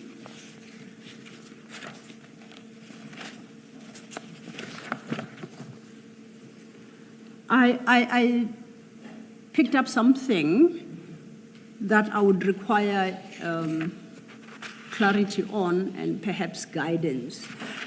At paragraph 3 at page 117 of that information note, General Msikidi quotes the National Instruction 8 of 2017, and in particular paragraph 12, property dealt with by experts. Do you see that? That's correct, Commissioner. And then she quotes paragraphs 12, sub 2, sub A, and further down the page, towards the bottom of the page, she quotes paragraph 12, sub 2. Now, I would like you to go back to your annexure HFF2, as I have it on record, that is the National Instruction 8 of 2017.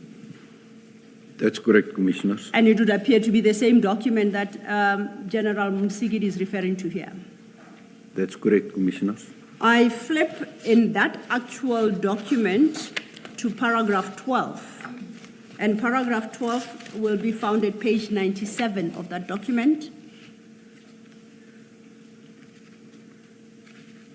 97. And under paragraph 12, the heading is different. It's vehicles.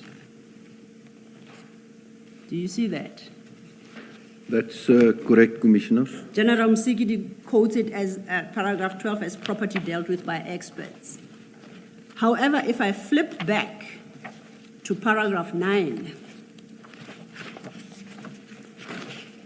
and that is at page 76, I locate in the exact terms as quoted by General Msikidi, in paragraph 9 at sub 2,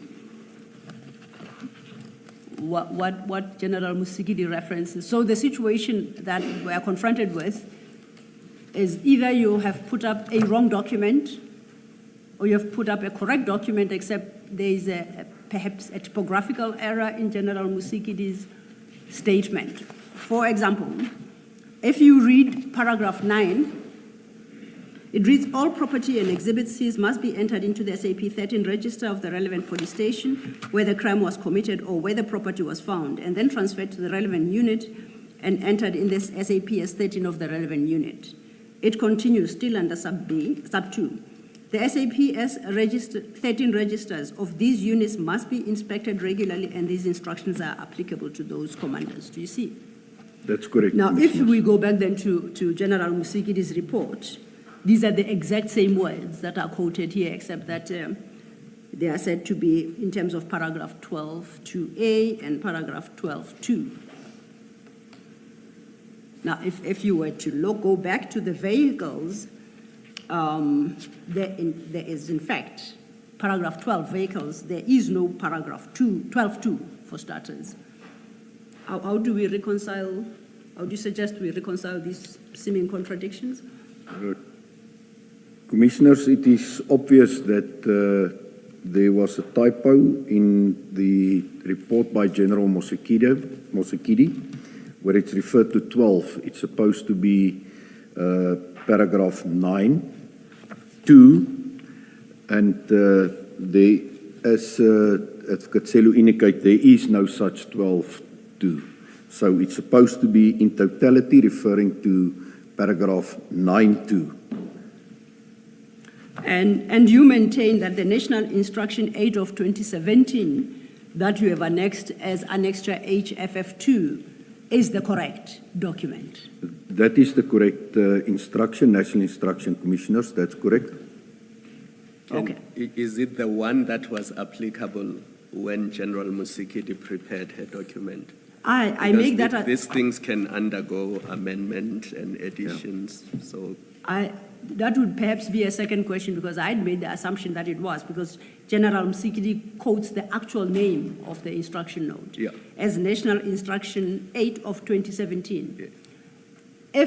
If she was looking at a different document, then we have a situation where we have two National Instruction 8 of 2017. Yeah. No, my question is slightly different. Is it possible that it's the same document, but because it's a living document, over You mean time as there it were stood? amendments made to it, but it remained National Instruction of, but it underwent amendments so that by 2021, what you see as paragraph 9 was in fact now paragraph 12. It is possible, and perhaps General Flynn may cast some light on that.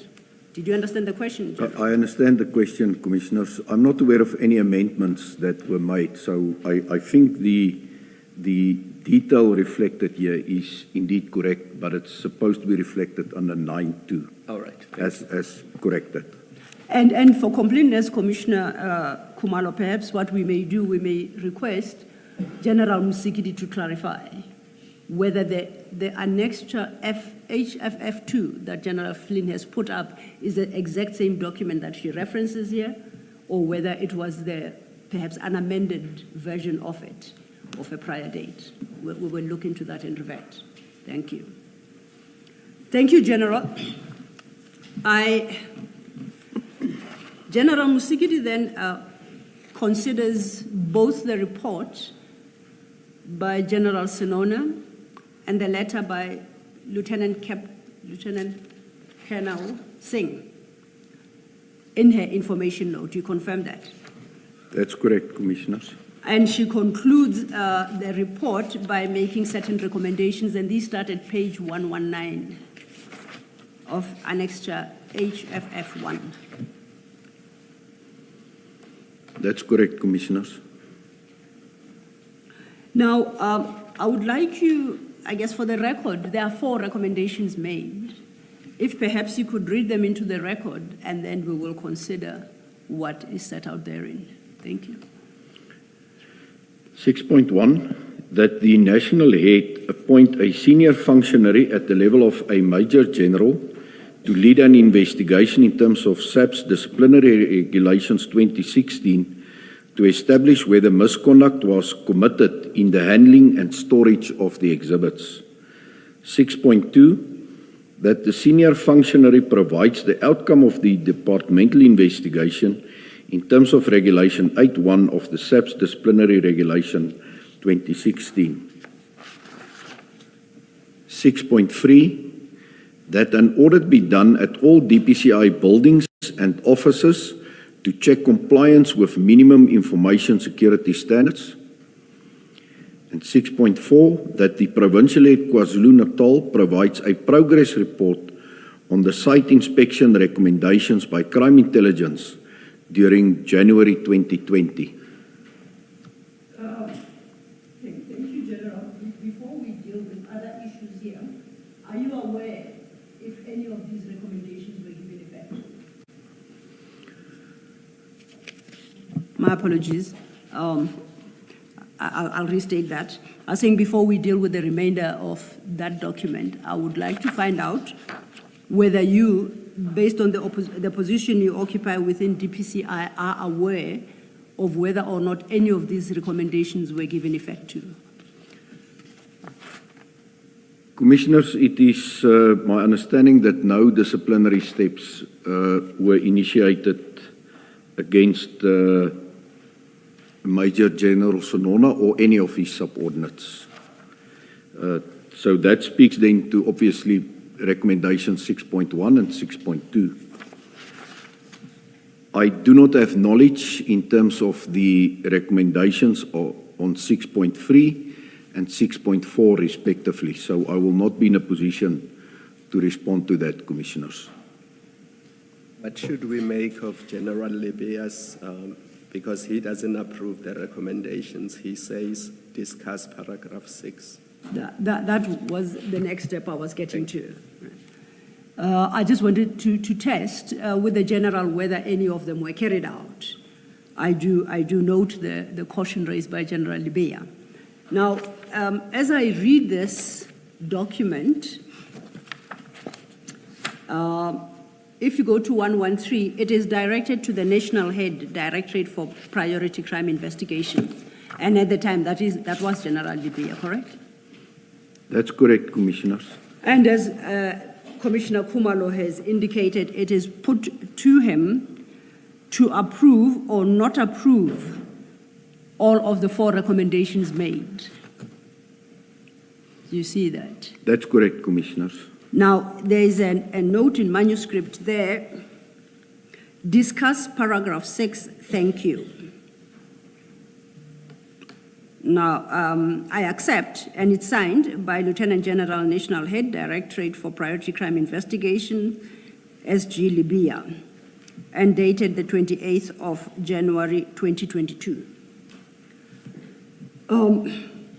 I accept that you wouldn't know whether or not General Libya and General Musikiri didn't discuss, as he had suggested. That's correct, Commissioners. I was more interested in whether or not in your environment you are aware of any of these recommendations having been carried out. And you have responded to that. So I get Commissioner Khumalo, this is a matter that General Libya is better placed to shed light on. Thank you.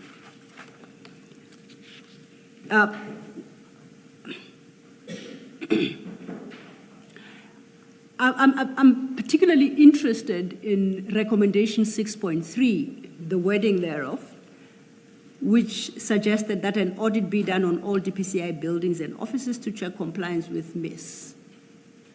Even outside the context of this document, which is where that is put up as a recommendation to General Libya, are you aware of an audit of these buildings ever having been undertaken? Commissioners, as I've stated, I have no knowledge of recommendation 6.3 and 6.4 respectively, and I will not be able to comment on that. No, General, my question is slightly different. Are you aware of any audit since the break-in at Port Shepstone of DPCI buildings and offices to check for compliance with MIS? Are you aware of that exercise at all? I'm not aware of any such exercise, Commissioners. Thank you.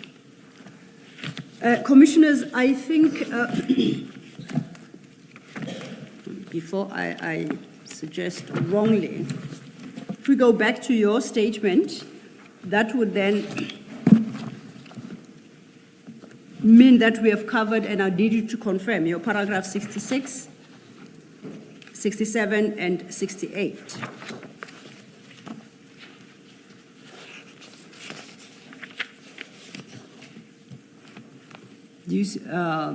do you confirm that we have covered what is raised in those paragraphs through the engagements we've had?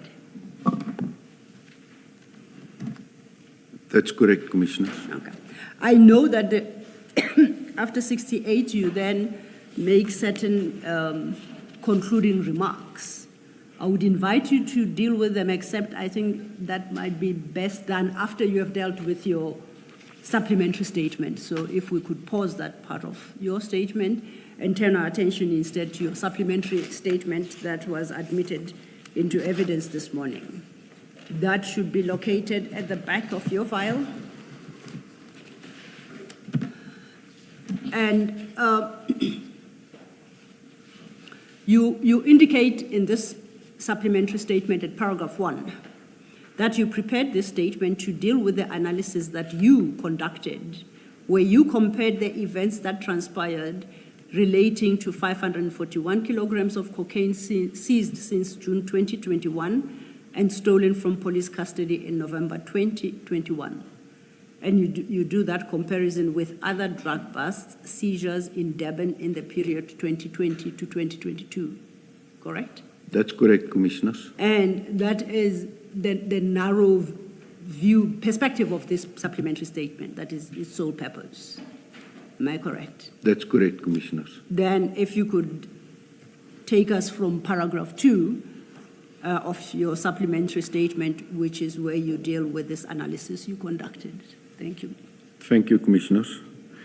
In January 2026, I called for the inquiry files in respect of identified drug busts in Durban during 2020 to 2022 to see whether the 22 June 2021 seizure is evidence of a worrying pattern of irregularities or whether it is an anomaly. Perhaps my audit would reveal that additional training was required because this is a pattern of non-compliance with prescripts during seizures and that there is an innocent explanation for the irregularities. However, the subsequent theft of the 541 kilograms of cocaine made me very suspicious that the seizure irregularities were not the result of inadequate training.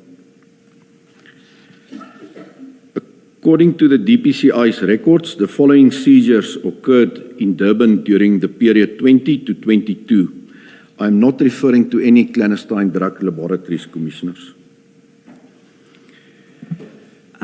That is then followed by a table listing a number of cases which you say are seizures that occurred in Durban during the period 2020 to 2022. Below that table, you then address each seizure in turn. As we get to then paragraph 3 in that table, before we deal with each seizure in turn, are there any comments you'd like to make to this table? Commissioners, it's explained in detail in the following paragraph, so I can perhaps deal with the incidents and then perhaps go back to the column if that's needed. Yeah, Summary. I'm happy with the approach. So then we'll turn our attention to paragraph 4 of your statement at page 2. And that's where you deal with the first seizure, correct? That's correct, Commissioners. On the 5th of February 2020, members of the DPCI, Durban Serious Organised Crime Investigation Unit, were summoned to a crime scene at the CHC depot in Prospecton, Durban, where SARS Customs detected a consignment of suspected mandrax. The suspected mandrax was hidden in a container that was offloaded from a vessel that originated from China. The crime scene was properly dealt with in terms of crime scene management principles. The exhibits were photographed, weighed, and sealed in forensic evidence bags. The mass of the suspected mandrax was 547 kilograms. The exhibits were booked in at Isipingo SAPS under a reference number, and then the exhibits were submitted to the main forensic science laboratory in Silverton on 12 November 2021. FSL confirmed that the exhibits were mandrax and the case was investigated by Durban under a certain reference number. Before we proceed to the next case, do we know whether there's been an outcome on this matter or are investigations ongoing? Up to date, there's been no significant breakthrough on this matter, Commissioners, but we are looking into the matter again. Thank you. Then I think you can turn to paragraph 5, which is... Sorry, before you do. Yes. This is an operation in 2020. What would have happened to the drugs that were seized? As at today, what happened? Commissioner Baloyi, this is also the matter that I spoke to yesterday. The Mandrake seizure, the 547 Yes. that went to Isipingo. So as I've indicated, upon closure of the inquiry, Forensic Science Laboratory are informed of the outcome of the investigation, and they then have the responsibility to dispose of the exhibits. So the current status of the Mandrakes, I do not have any knowledge of. But ordinarily, it would be where? If you say the investigation is still ongoing. Obviously, we after I summoned or requested these inquiries, we've looked into it, identified aspects that need further investigation. So that's why we are continuing with the investigation part. Okay. But once narcotics specifically is handed or submitted to the Forensic Science Laboratory, it's never returned to a SAP 13 facility. Okay. It is kept at Forensic Science Laboratory until the matter is finalized and then disposed of. All right. Thank you. Thank you. Thank you, Commissioner. Thank you, Commissioner Baloyi and General Flynn. So would it be correct then to conclude, because you don't say otherwise, as to where the Mandrakes is it a correct expectation that it should be with the FSL in Silverton, where it was delivered on the 12th of November 2021? If it's not already disposed of, it's Accept supposed that. to be there, Commissioner. And would I be correct to say that what becomes of the seized drugs is regulated in terms of your annexure HFF3 from page 103?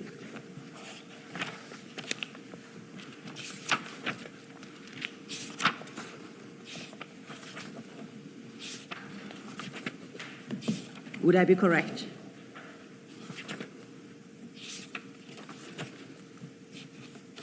And in particular, I guess I'm interested in page 111, paragraph 5.12, which deals with disposition/destruction of illicit drugs. That's correct, Commissioners. This is the correct protocol that I've been referring to. Okay. Thank you.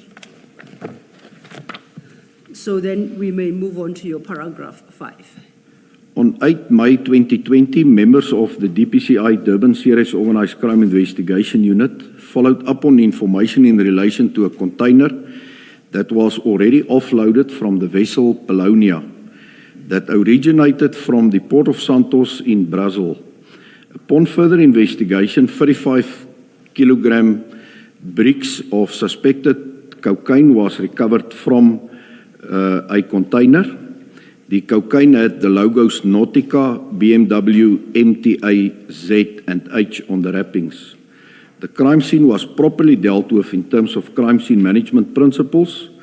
The exhibits were photographed and sealed in forensic evidence bags. The mass of the suspected cocaine was 35 kilograms. The exhibits were booked in at Maiden Wharf SAP 30 SAPS under a specific reference number. The exhibits were submitted to the Forensic Science Laboratory in Amanzimtoti on 21 May 2020.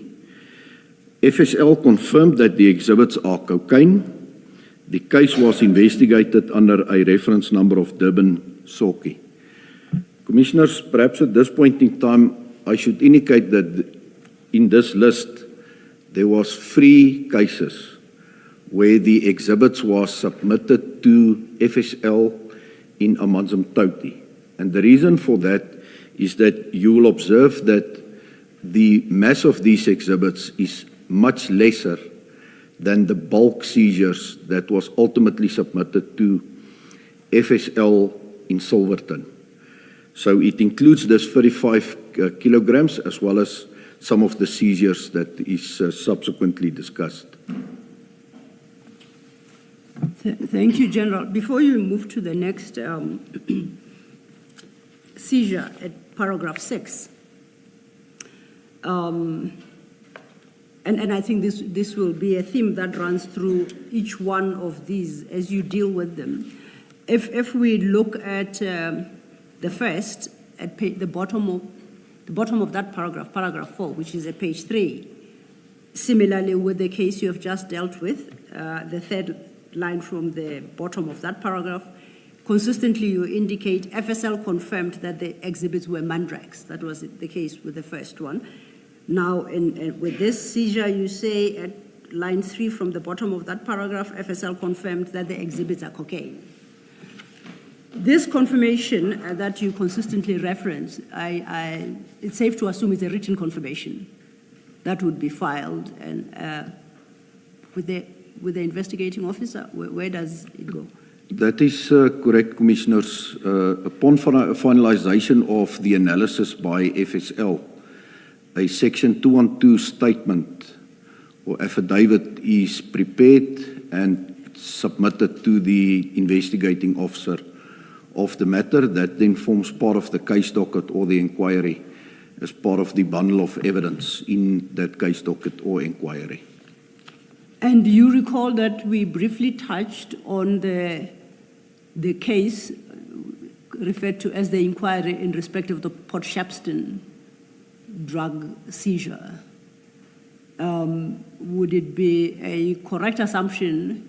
Firstly, was the Section 212 statement an analysis report filed in respect of the Port Shepstone seizure? No, Commissioners, there was never a report submitted or received from FSL. Formally, therefore, we don't know whether what was stolen was in fact, what was seized at the harbour was in fact drugs. Is there a report that confirms that it was firstly drugs and secondly that in fact it was cocaine? There is no such report, Commissioners. Okay. And if such a report would have been filed, is it fair to assume that it would be filed in the inquiry docket opened by DPCI? Yes, it would have been filed in the inquiry docket, Commissioners, because that was the instrument used to investigate the matter under an inquiry. Okay. Can I just get clarity on that? How long does it usually take from the date when the drugs are seized to when such a report is produced, identifying what the substance is? Or because in this case, I'm thinking June, July, August, September, October, until early November. It's over 4 months. Drugs are stored in a warehouse or in an office. No tests are conducted until the drugs mysteriously disappear.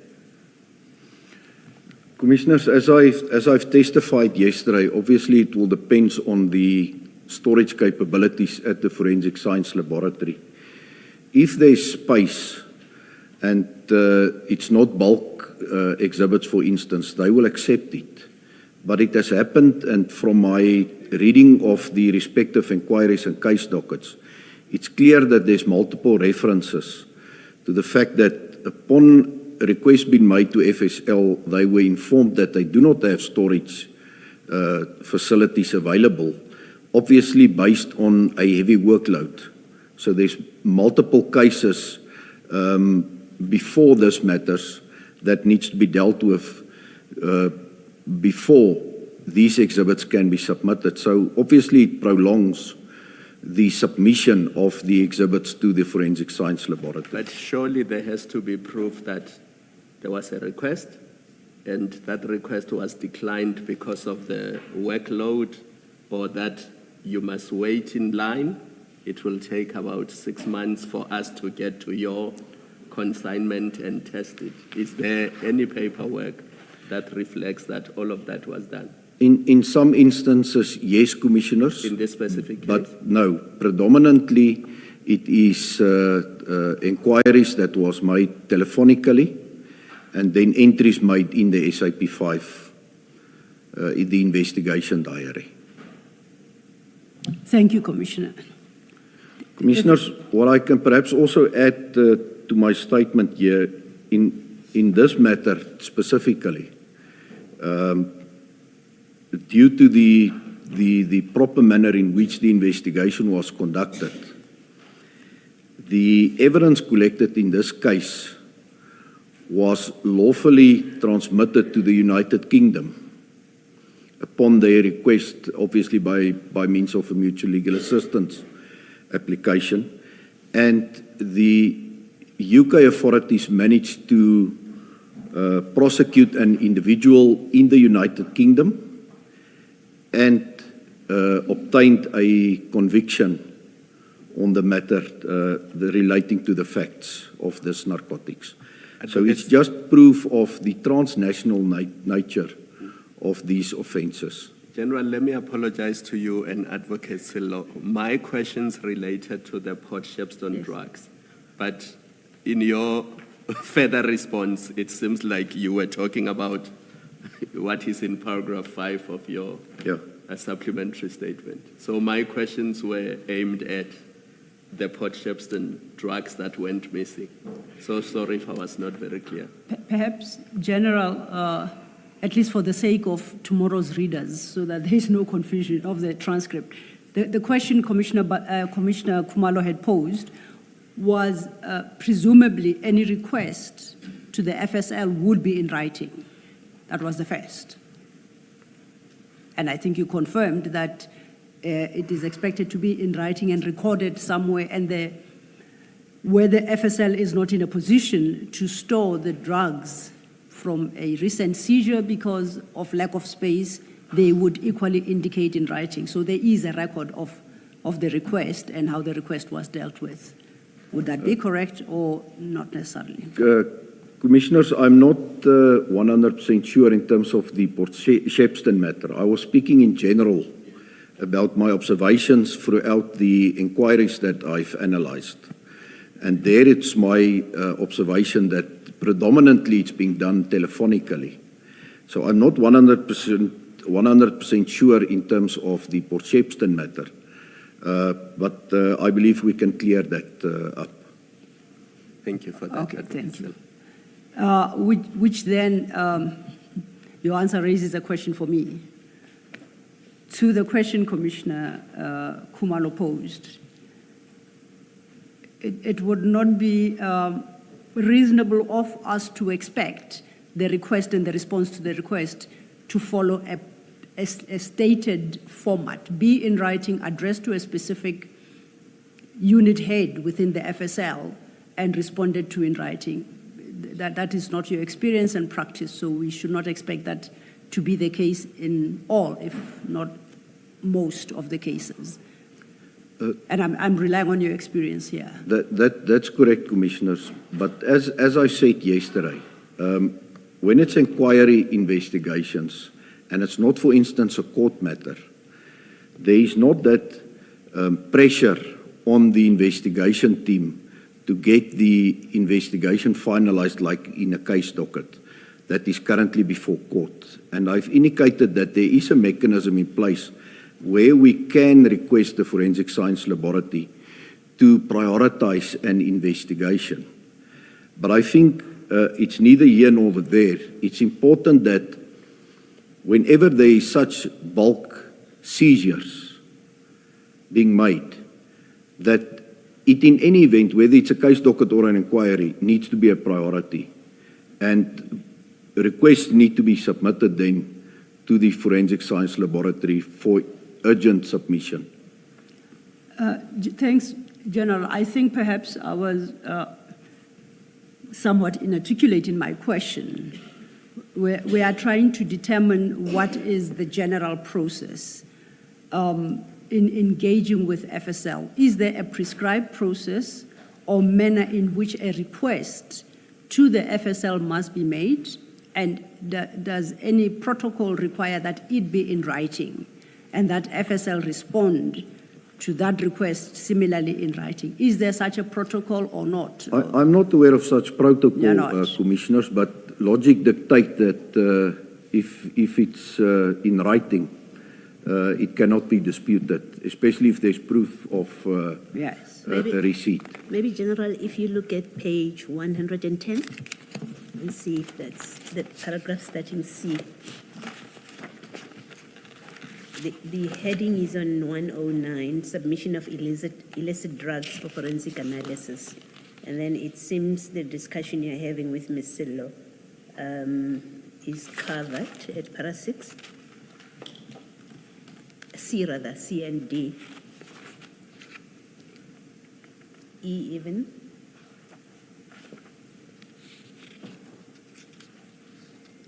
And it seems that's all that regulates what should happen. Yes, that is what I testified yesterday as well, Commissioner Baloy, is that upon submission of the exhibits to the Forensic Science Laboratory, it needs to be accompanied by this covering letter. That is acknowledged then, so you get an acknowledgement of receipt on the date that it was submitted. So that is indeed being complied with. Okay, thank you. Thank you, Commissioner Baloy. I think, and I'm going to test this, I think perhaps it's become clear in my head. The section that Commissioner Baloy just referred you to deals with the submission of the exhibits to the FSL, and it prescribes a process that must be followed. That's And it correct. does prescribe that there must be a written request and the like. The question, I think, General, why can I say General? Commissioner Khumalo. Umpteenth time, I do apologize, Commissioner. The question that Commissioner Khumalo and I think, were interested, the answer there to in, was relating to the request to FSL for storage, where FSL responds that it doesn't have storage capacity. So it's not the actual submission of the exhibits to. Yes.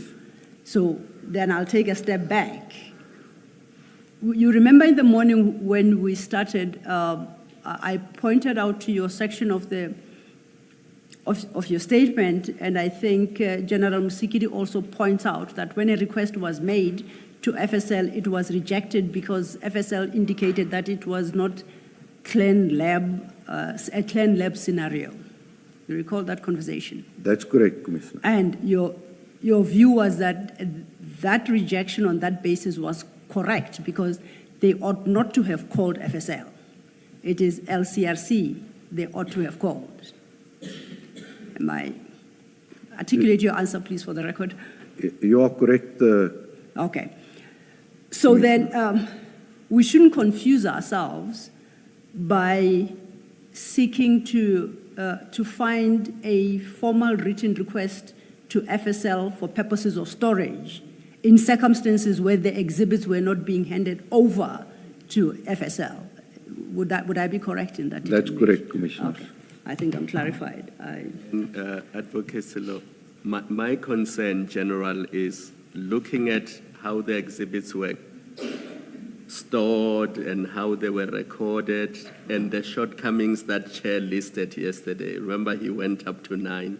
I think Advocate Waloen Silo added 2 more. From where I'm sitting, and I could be wrong, but it looks to me like there was never an intention to submit this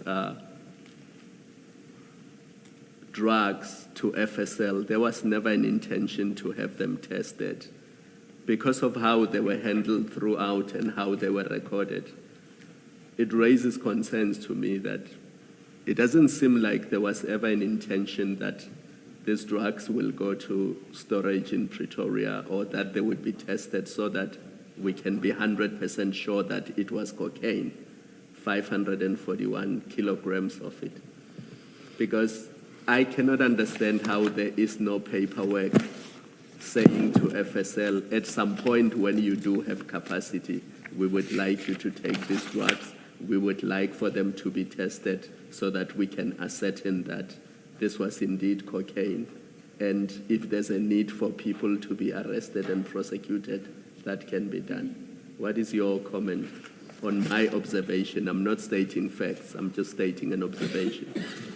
Commissioner Khumalo, you are 100% correct. I also referred to that yesterday in the same manner as you have summarized it now, that it's my strong view that there was never an intention to submit it to FSL.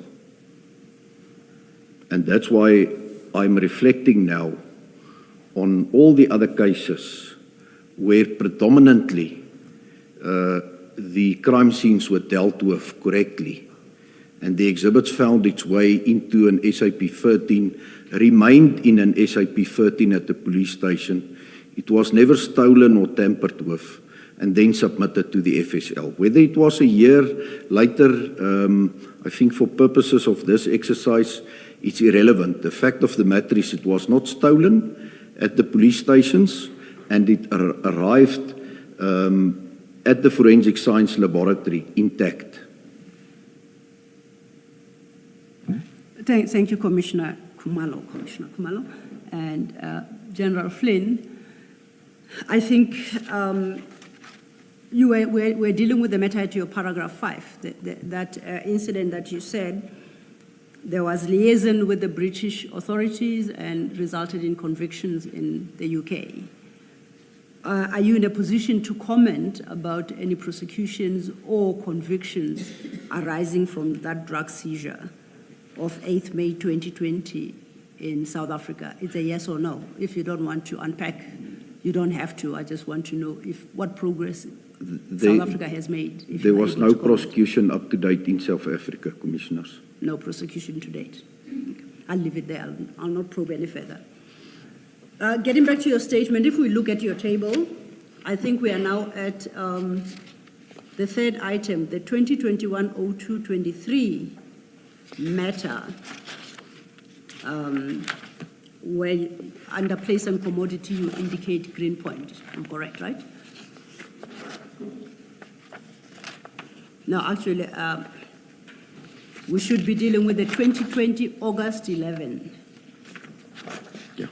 The cocaine bust of 20 kg. That's our next matter. That's correct, Commissioner. And you unpack that at your paragraph 6, so if you could take it from correct. there.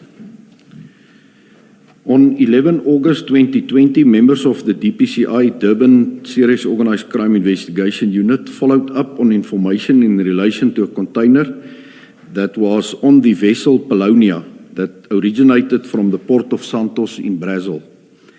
The vessel was on anchorage before entering Durban Harbour. Upon further investigation, 20 kilogram bricks of suspected cocaine was recovered from the container.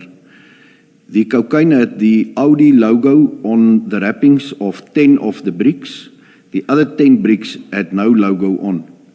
The crime scene was properly dealt with in terms of crime scene management principles. The exhibits were photographed and sealed in forensic evidence bags. The mass of the suspected cocaine was 20 kilograms. The exhibits were booked in at Durban Central SAPS under a reference number. Then the exhibits were submitted to FSL in Amanzimtoti on 1 September 2021. And then FSL confirmed that the exhibits were cocaine. And then the case was investigated under a certain reference number. And here, Commissioner, there's 2 cases where LCRC did not attend to the crime scene. But the investigators, and it's not clear what was the reason for the 2 incidents. It is then this case and the Manuchar case. LCRC did not attend to the scenes. But the investigators themselves complied with directives by having contemporaneous notes, by taking photos of the exhibits, and properly securing it by sealing the exhibits there and then where it was. LCRC be present, or it is not necessarily a requirement? What is the actual position? It is very important, Commissioners, especially when it comes to the prospects of lifting fingerprints and touch DNA, which cannot be performed by an investigator. Although an investigator can take photos, compile it into a photo album, and ensure that the chain of custody is maintained and the integrity of the investigation is upheld by properly sealing the exhibits in exhibit bags. Investigators are not capable of performing that two very important aspects. And in this case, I think you specifically pointed out that the risk of non-attendance or attendant on the LCRC not attending the scene was somehow ameliorated by the actions of the investigators themselves. Is that correct? Yes, some of the tasks were performed, Commissioners, as I've indicated. But the reason why the investigators moved in here and conducted the investigations was that they had to beat the criminals to the vessel, and specifically the container. So there is an acceptable explanation for what transpired here. It's not clear in the Manuchar matter why Colonel Sabia did not summons LCRC to that matter. But in this matter, and I have the detail of the matter, which I prefer not to disclose No, please don't. to the Commission, I'm satisfied that there was no wrongdoing of the investigators in relation to this seizure of the 20 kilograms from the vessel. I don't know if the commissioners have caught on the DPCI language. There is this case you keep, is it Manucha? Is that our Port Shepstone Shepstone matter, the Durban seizure of 22 June 2022? No. Okay. The Manuchar seizure is a complete separate and non-related matter, Okay, Commissioners. I'm clarified. Then my question is, in the Port Shepstone matter, the one that we've been dealing with, the LCRC did not attend the scene. Do you have an understanding of why that happened? Why the LCRC did not attend the scene at the harbour during the seizure of the Port Shepstone? It's because they were not summoned, Commissioners. They were simply not summoned. That's correct. Colonel Jacob indicated that he called Forensic Science Laboratory. But there was no indication that he ever requested the presence of the LCRC. And that was the important section, to be present at that incident. And when you deal with this case, you do point out that LCRC as well did not attend, and you gave explanation for why that was the case. But you went further than to say the failure to call LCRC in this particular instance was addressed by the steps that the investigators on the scene took. Did I understand you correctly? That's correct, Commissioners. Now, if I contrast that with the Port Shepstone matter, where similar steps taken from the records that you have been able to go through, were similar steps taken by the investigators to cover for the absence of the LCRC on site? By no means, Commissioners. There was just a few photos taken of the exhibits there at the police station at Isipingo, few photos of the exhibits in the container, and shoddy work, to say the least. It was as if the investigators were in a hurry. And lastly, I think you made the comment that you understood why the LCRC was not called to the scene on the day in respect of this seizure we're talking about. And if I heard you correctly, you said they were trying to beat the criminals to the container. Did I understand you correctly? That's correct, Commissioner. So there was a level of urgency in that case. Indeed. Does the same level of agency, did the same level of agency attach to the what I'll call the Port Shepstone seizure? No, Commissioners. Thank you. But at least it sounds like at best you would say that no agency has been claimed for the absence of the LCRC in Port Shepstone. Well, Commissioners, as explained by Colonel Jacob, he indicated that the scene became busy with the perhaps individuals arriving at the warehouse yard. But I also explained that that's a controlled environment already per se, as it's a warehouse. And it could have been easily contained where an outside perimeter and inside perimeter could have been deployed.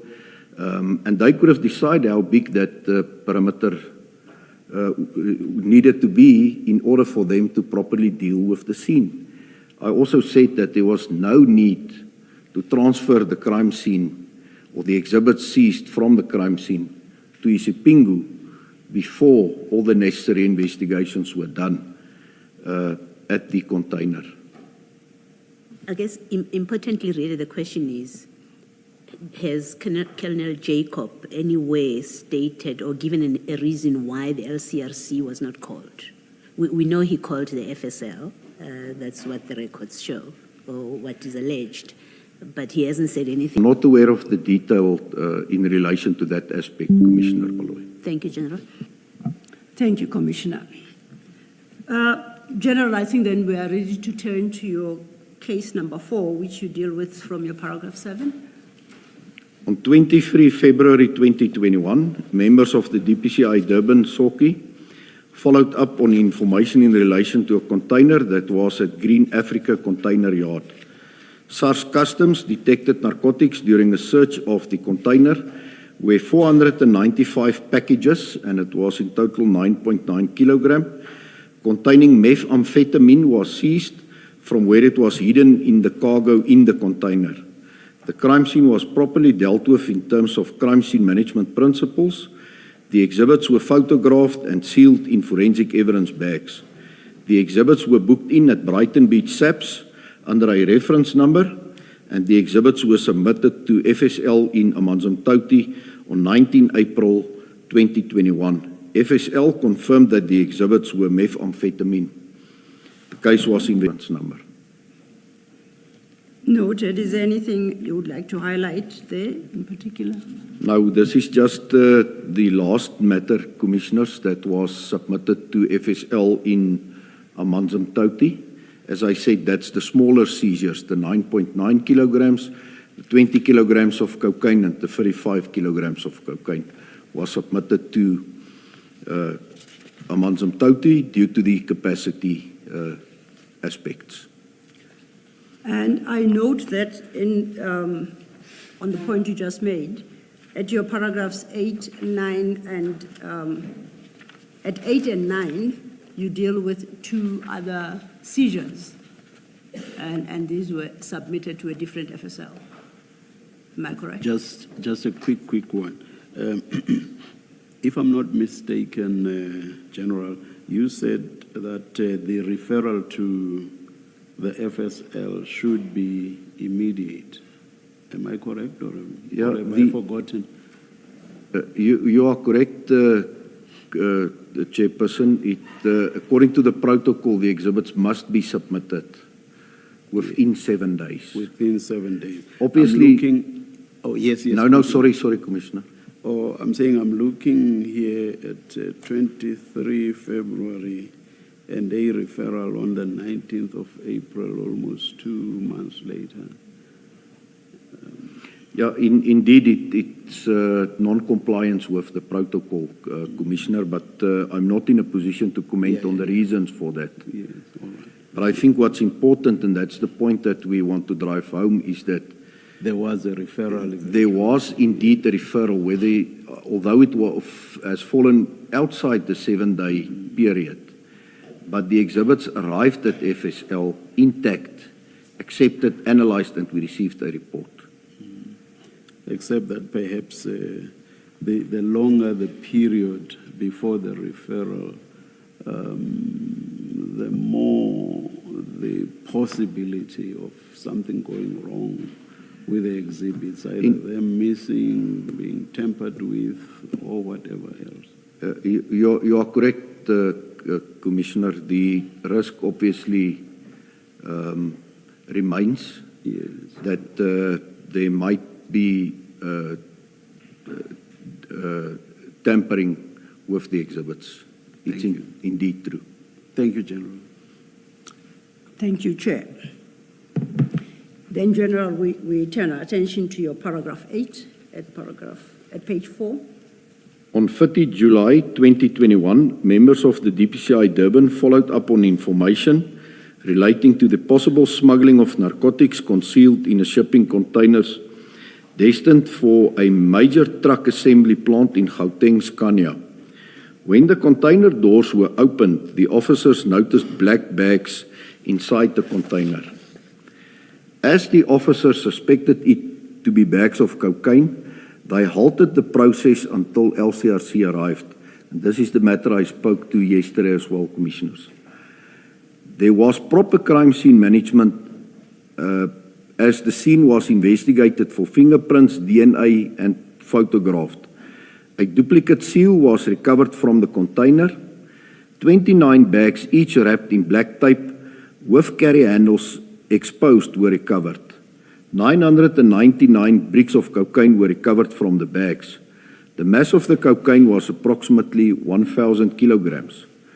The narcotics were transported to Maiden Wharf SAPS, where they were booked into the SAP-13.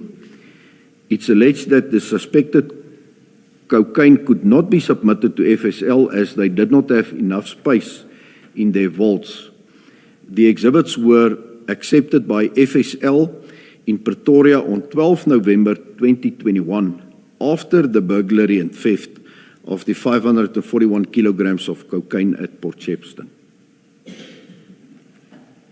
So is your paragraph suggesting that some good came out of the theft of the cocaine at Port Shepstone? Because then this seizure could be accommodated at FSL in Silverton. Well, very shortly after the burglary was detected, Commissioner, I believe that my counterparts at Forensic Science made the means to accommodate this major seizure, and then it was submitted. And this was 1,000 kilograms, about twice the size of the Port Shepstone seizure. That's correct, Commissioners. That's it. Thank you. You may proceed. On the 16th of February 2022, members of the DPCI Durban SOCI, in conjunction with Crime Intelligence, followed up on information in relation to a container that was at Manuchar warehouse where 550 bricks or 550 kilograms of suspected cocaine were seized from where they were hidden in the cargo in the container. The container originated from the port of Santos in Brazil. The crime scene was properly dealt with in terms of crime scene management principles. The exhibits were photographed and sealed in forensic evidence bags. The exhibits were booked in at Umbilu under reference number, and then the exhibits were submitted to FSL in Silverton on the 24th of February 2022. FSL confirmed that the exhibits were cocaine, and it was investigated under a Durban SOCI reference number.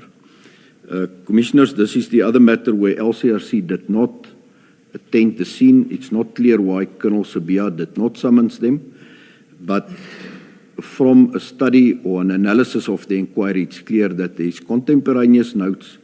The exhibits was photographed and then properly sealed in the forensic bags before submission. But you would, because LCRC wasn't there, you still miss the DNA evidence that you might have been able to pick up, DNA and fingerprint. Indeed, Commissioner Baloy, that's correct. Yes. It's a shortcoming. And the referral to FSL here was relatively quick. The discovery is in February and the referral is in February still. The one just before that, the one involving the truck assembly plant, that's about 4 months. Indeed, Chairperson. Yes. Thank you, Chair. Thank you, Commissioner Baloyi.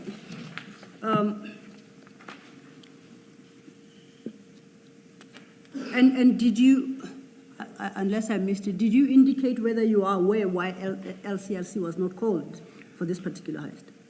It was not established as yet. I have not consulted Colonel Sibiya on that matter, the commissioners. Thank you. And so Colonel Sibiya, would that be the investigating officer, or why the particular colonel? He was the senior member at the crime scene and then also the investigator of that matter, commissioners. Thank you, noted. You then deal with the last matter at your paragraph 10 overleaf at page 6. On 28 November 2022, where members of the DPCI SOCI attended to a crime scene at R&D Port Operations, where 60 bricks, 60 kilograms of suspected cocaine was seized from where it was hidden in the cargo in the container. The container originated from the port of Santos in Brazil. The crime scene was properly dealt with in terms of crime scene management principles. The exhibits were photographed and sealed in forensic evidence bags, and then the exhibits were booked in at Brighton Beach SAPS under reference number Brighton Beach SAP 13, and the exhibits were submitted to FSL in Silverton, and they confirmed that the exhibits were cocaine. The matter was investigated under a Durban reference number. And would we be reading your statement correctly, where you conclude on each case by referencing the investigation number, case number, but you say nothing further about that no convictions as yet have been obtained in respect of any of these seizures? Would that be a fair conclusion to make? That's correct, Commissioner. I will not inquire into the reasons thereof. I just wanted to establish the status of prosecutions and convictions, if any. No, there was no convictions or prosecutions in any of these matters, Commissioners. But you consider them live and ongoing matters? Well, that's part of the inquiries that I summoned and retrieved from KZN, and there's ongoing investigations, Commissioners. Thank you. I'm happy with that. General, is there a standard, for a prescribed standard for where to store seized narcotics in the same way that you have a standard about how to store firearms? You know, it has to be in a particular safe, as I understand, a safe of a particular type. Is there such a standard which would inform, let's say, generals, to use Potchefstroom, that would have informed General Sinona that this is not an appropriate place to store and rather go to, I think you say, let's say Brighton Beach, because it meets the required standard for storing of narcotics? Is there anything like that? Commissioners, I'm not aware of such a standard, but that's why it's important that, and if a specialized unit need to establish its own SAP 13, I believe that's part of the considerations that the national head would have taken into consideration before approving or disapproving such an application for an SAP 13 at the unit. Inter alia, is it just a strong room, or is it a properly built up walk-in safe with proper doors, for instance, locking systems, alarm systems, not just in the safe but outside, perimeter fencing, beams, etc., all these considerations. So I think that's the important part here. is to, during that consideration phase, whether there is additional safeguarding in place or not. Thank you, Commissioner, and thank you, General. On that point, perhaps for completeness, it might be worth our while to refer to your annexure HFF2. We've dealt with this before, and that is the National Instruction 8 of 2017. Commissioner Baloyi had requested whether, had asked whether there are protocols around dealing with seizures of this nature. I would like to refer you in particular to page 86 under sub 8, and I think that is the main paragraph starts, if I can find my place, I think it's 12. It's 11, it starts at 79, paragraph 11,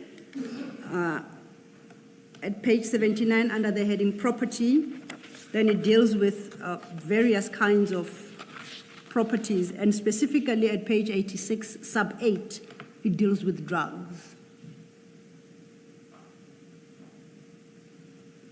And it speaks to a protocol that must be adopted in the storage of the specific drugs as are listed there. And overleaf at Roman 7, which then would be paragraph 11, sub 8, sub B, sub Roman 7, would then deal with the issue of the sealing in forensic evidence bags and have to be marked with the SAP 13 number. You are familiar with the protocol set out here. Yes, I'm fully au fait with specifically 8B, Commissioners. I think 8A is perhaps the most minimum requirements. I cannot think that it's exhaustive, and that's why I said I'm not aware of a specific protocol in terms of the requirements for an SAP 13 facility. But it just makes sense that there need to be additional safeguards to ensure that criminals cannot get to the actual exhibits that's placed in a walk-in safe. Thank you. I just wanted you perhaps to comment on that as well, to add to the response you gave to Commissioner Baloyi. We then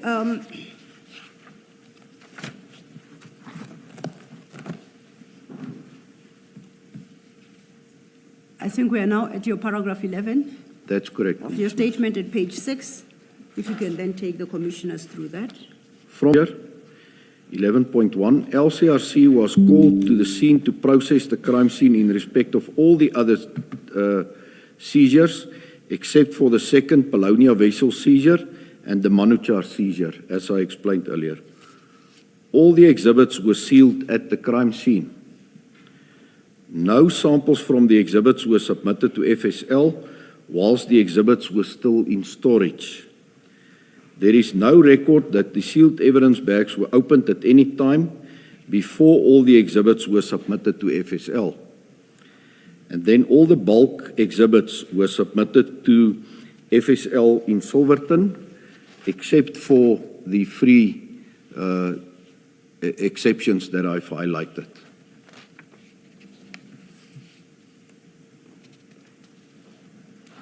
Just 2 seconds, General.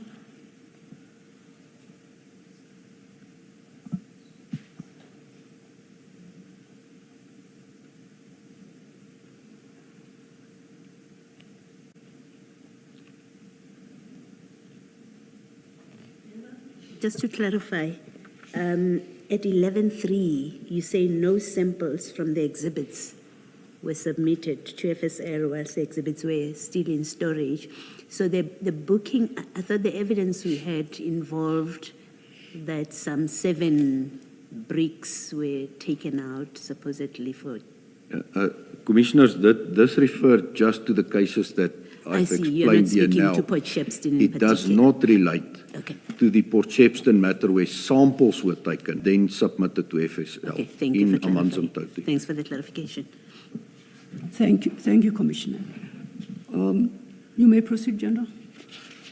And that's the end of this statement, Commissioners. Is there anything you would like to add to your supplementary statement before we turn our attention back to your conclusion in your main statement? No, Commissioners. Unless there are questions on the further questions on the supplementary statement, Commissioners, I would invite General Flynn to go back to his original statement, and at paragraph 25, you then deal with the conclusion. Page 25, paragraph 25. 69. Paragraph 69, page 25. Thank you, Commissioners. The persistence of drug trafficking at an organized crime level is often facilitated by the complexity of modern supply chains and involvement of officials who exploit positions of trust within logistics, border control, law enforcement, or commercial processes. Trafficking networks or syndicates are deliberately structured, which makes detection more difficult. Efforts to counter this form of organized crime require coordinated intelligence-driven action across multiple agencies and, importantly, embracing technology. While enforcement efforts continue to disrupt operations, bringing the perpetrators to account is difficult due to the clandestine nature of the crime and the involvement of law enforcement officials and border control. In my opinion, the cocaine seized in 2021 should never have been stored in Port Shepstone. The crime scene management failings compromised the integrity of the investigation, and the subsequent theft of the cocaine was severely compromised our ability to find the traffickers. I trust that my evidence will be of assistance to the Commission. Thank you, General. Before I turn to the commissioners, are there any other comments you'd like to make, having then read out your conclusion? No, Commissioners. Chair and commissioners, yes, please. General, what I'm going to ask you is unrelated to your testimony, but I hope you will be able to comment on it. What protocols exist with regard to the conduct of polygraph tests, or what are colloquially referred to as lie detector tests? What protocols exist, and when is that usually or ordinarily done, and who gets subjected to it? Commissioners, in terms of our legislation, I believe it's Section 17E, speaks to integrity testing. And as part of that process, polygraph tests are also part of the machinery that is deployed to determine deception, or whether individuals were perhaps complicit in the commissioning or taking part in any offence. And then it is upon the national head to then direct who needs to be exposed to that process. So then a list is then submitted to the identified officers, who then needs to report for such polygraph testing. And do you have any idea as to what the determinant factors are to decide on who should be subjected to the test? I believe the merits of each matter, Commissioner, will determine whether an individual or individuals be exposed to the process. So I don't think there's hard and fast rules associated to those decisions. it will be dependent on the specific facts. He ought not to have been subjected to a polygraph test. I'm asking this in the context of the fact that there were polygraph tests here. And I assume that everybody who was involved in all of this saga was subjected to such tests, but he was not. Ought he have been subjected to the test, in your view?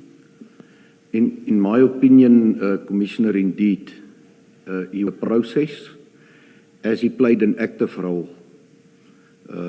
It's not as if he was just the provincial head sitting at the distance. He was privy to the activities.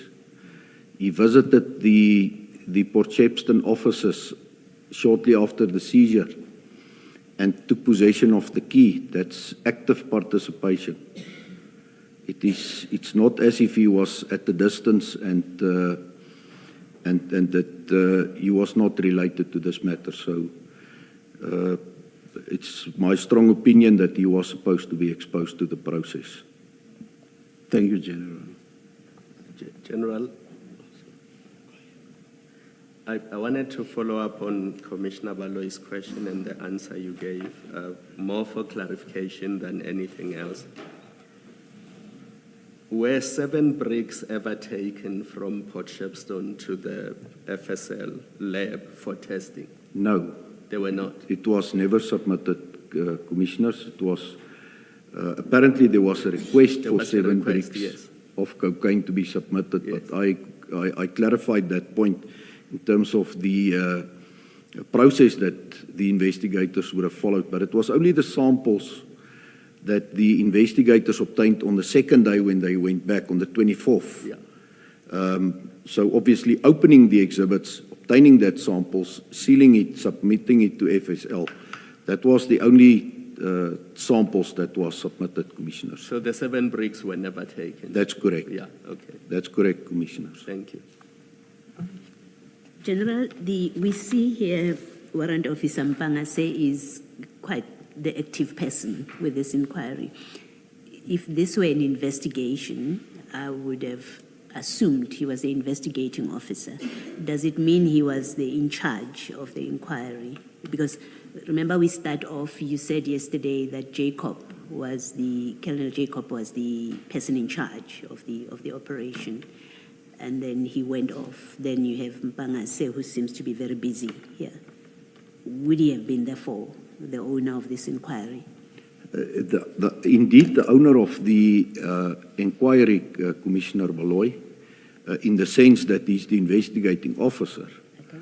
But in terms of command and control, the responsibilities of the team leader, which will obviously be a captain or at the level of lieutenant colonel, the unit commander, the provincial commander, as well as the provincial head, under these circumstances where it's a major drug seizure, cannot be wiped out. They've got certain responsibilities in terms of inspections and overseeing the investigation, obviously from a higher level. But to ensure that the investigation is properly conducted, all the possible leads are followed up, exhibits are submitted to FSL in time, or then assist if there's blockages in all these processes to ensure that there's a smooth transition of the exhibits from the SAP 13 facility or wherever it was kept to the Forensic Science Laboratory. Thank you, General. Thank you, Commissioners. Thank you, Chair. Unless there are no further questions, if there are no further questions for General Flynn, that is the testimony of General Flynn. Thank you, Chair. Thank you very much, General. You are excused, but perhaps you should wait for the formal adjournment. Yes, indeed, Chair. Insofar as the next step is concerned, General Flynn will then be excused, which means we finish at lunch. The next witness, unfortunately, is one who has to travel into Gauteng And today is his travel date to Gauteng, and can only be presented tomorrow at 9:30 in the morning. Is that because he could not travel earlier? The arrangements that had been made already had been for him to travel today, to be present at 9:30 tomorrow morning. In light of the fact that there is no threat that he may overrun, we thought it was appropriate to retain the arrangements as were made, to cater both for his overnight stay in Johannesburg and travels, and to be presented in the normal hours tomorrow. So we request that perhaps with your leave, we stand down at this juncture to 9:30 when we start with a new witness. Thank you, Ms. Sello. Let us adjourn until 9:30 tomorrow morning. Thank you, Chair.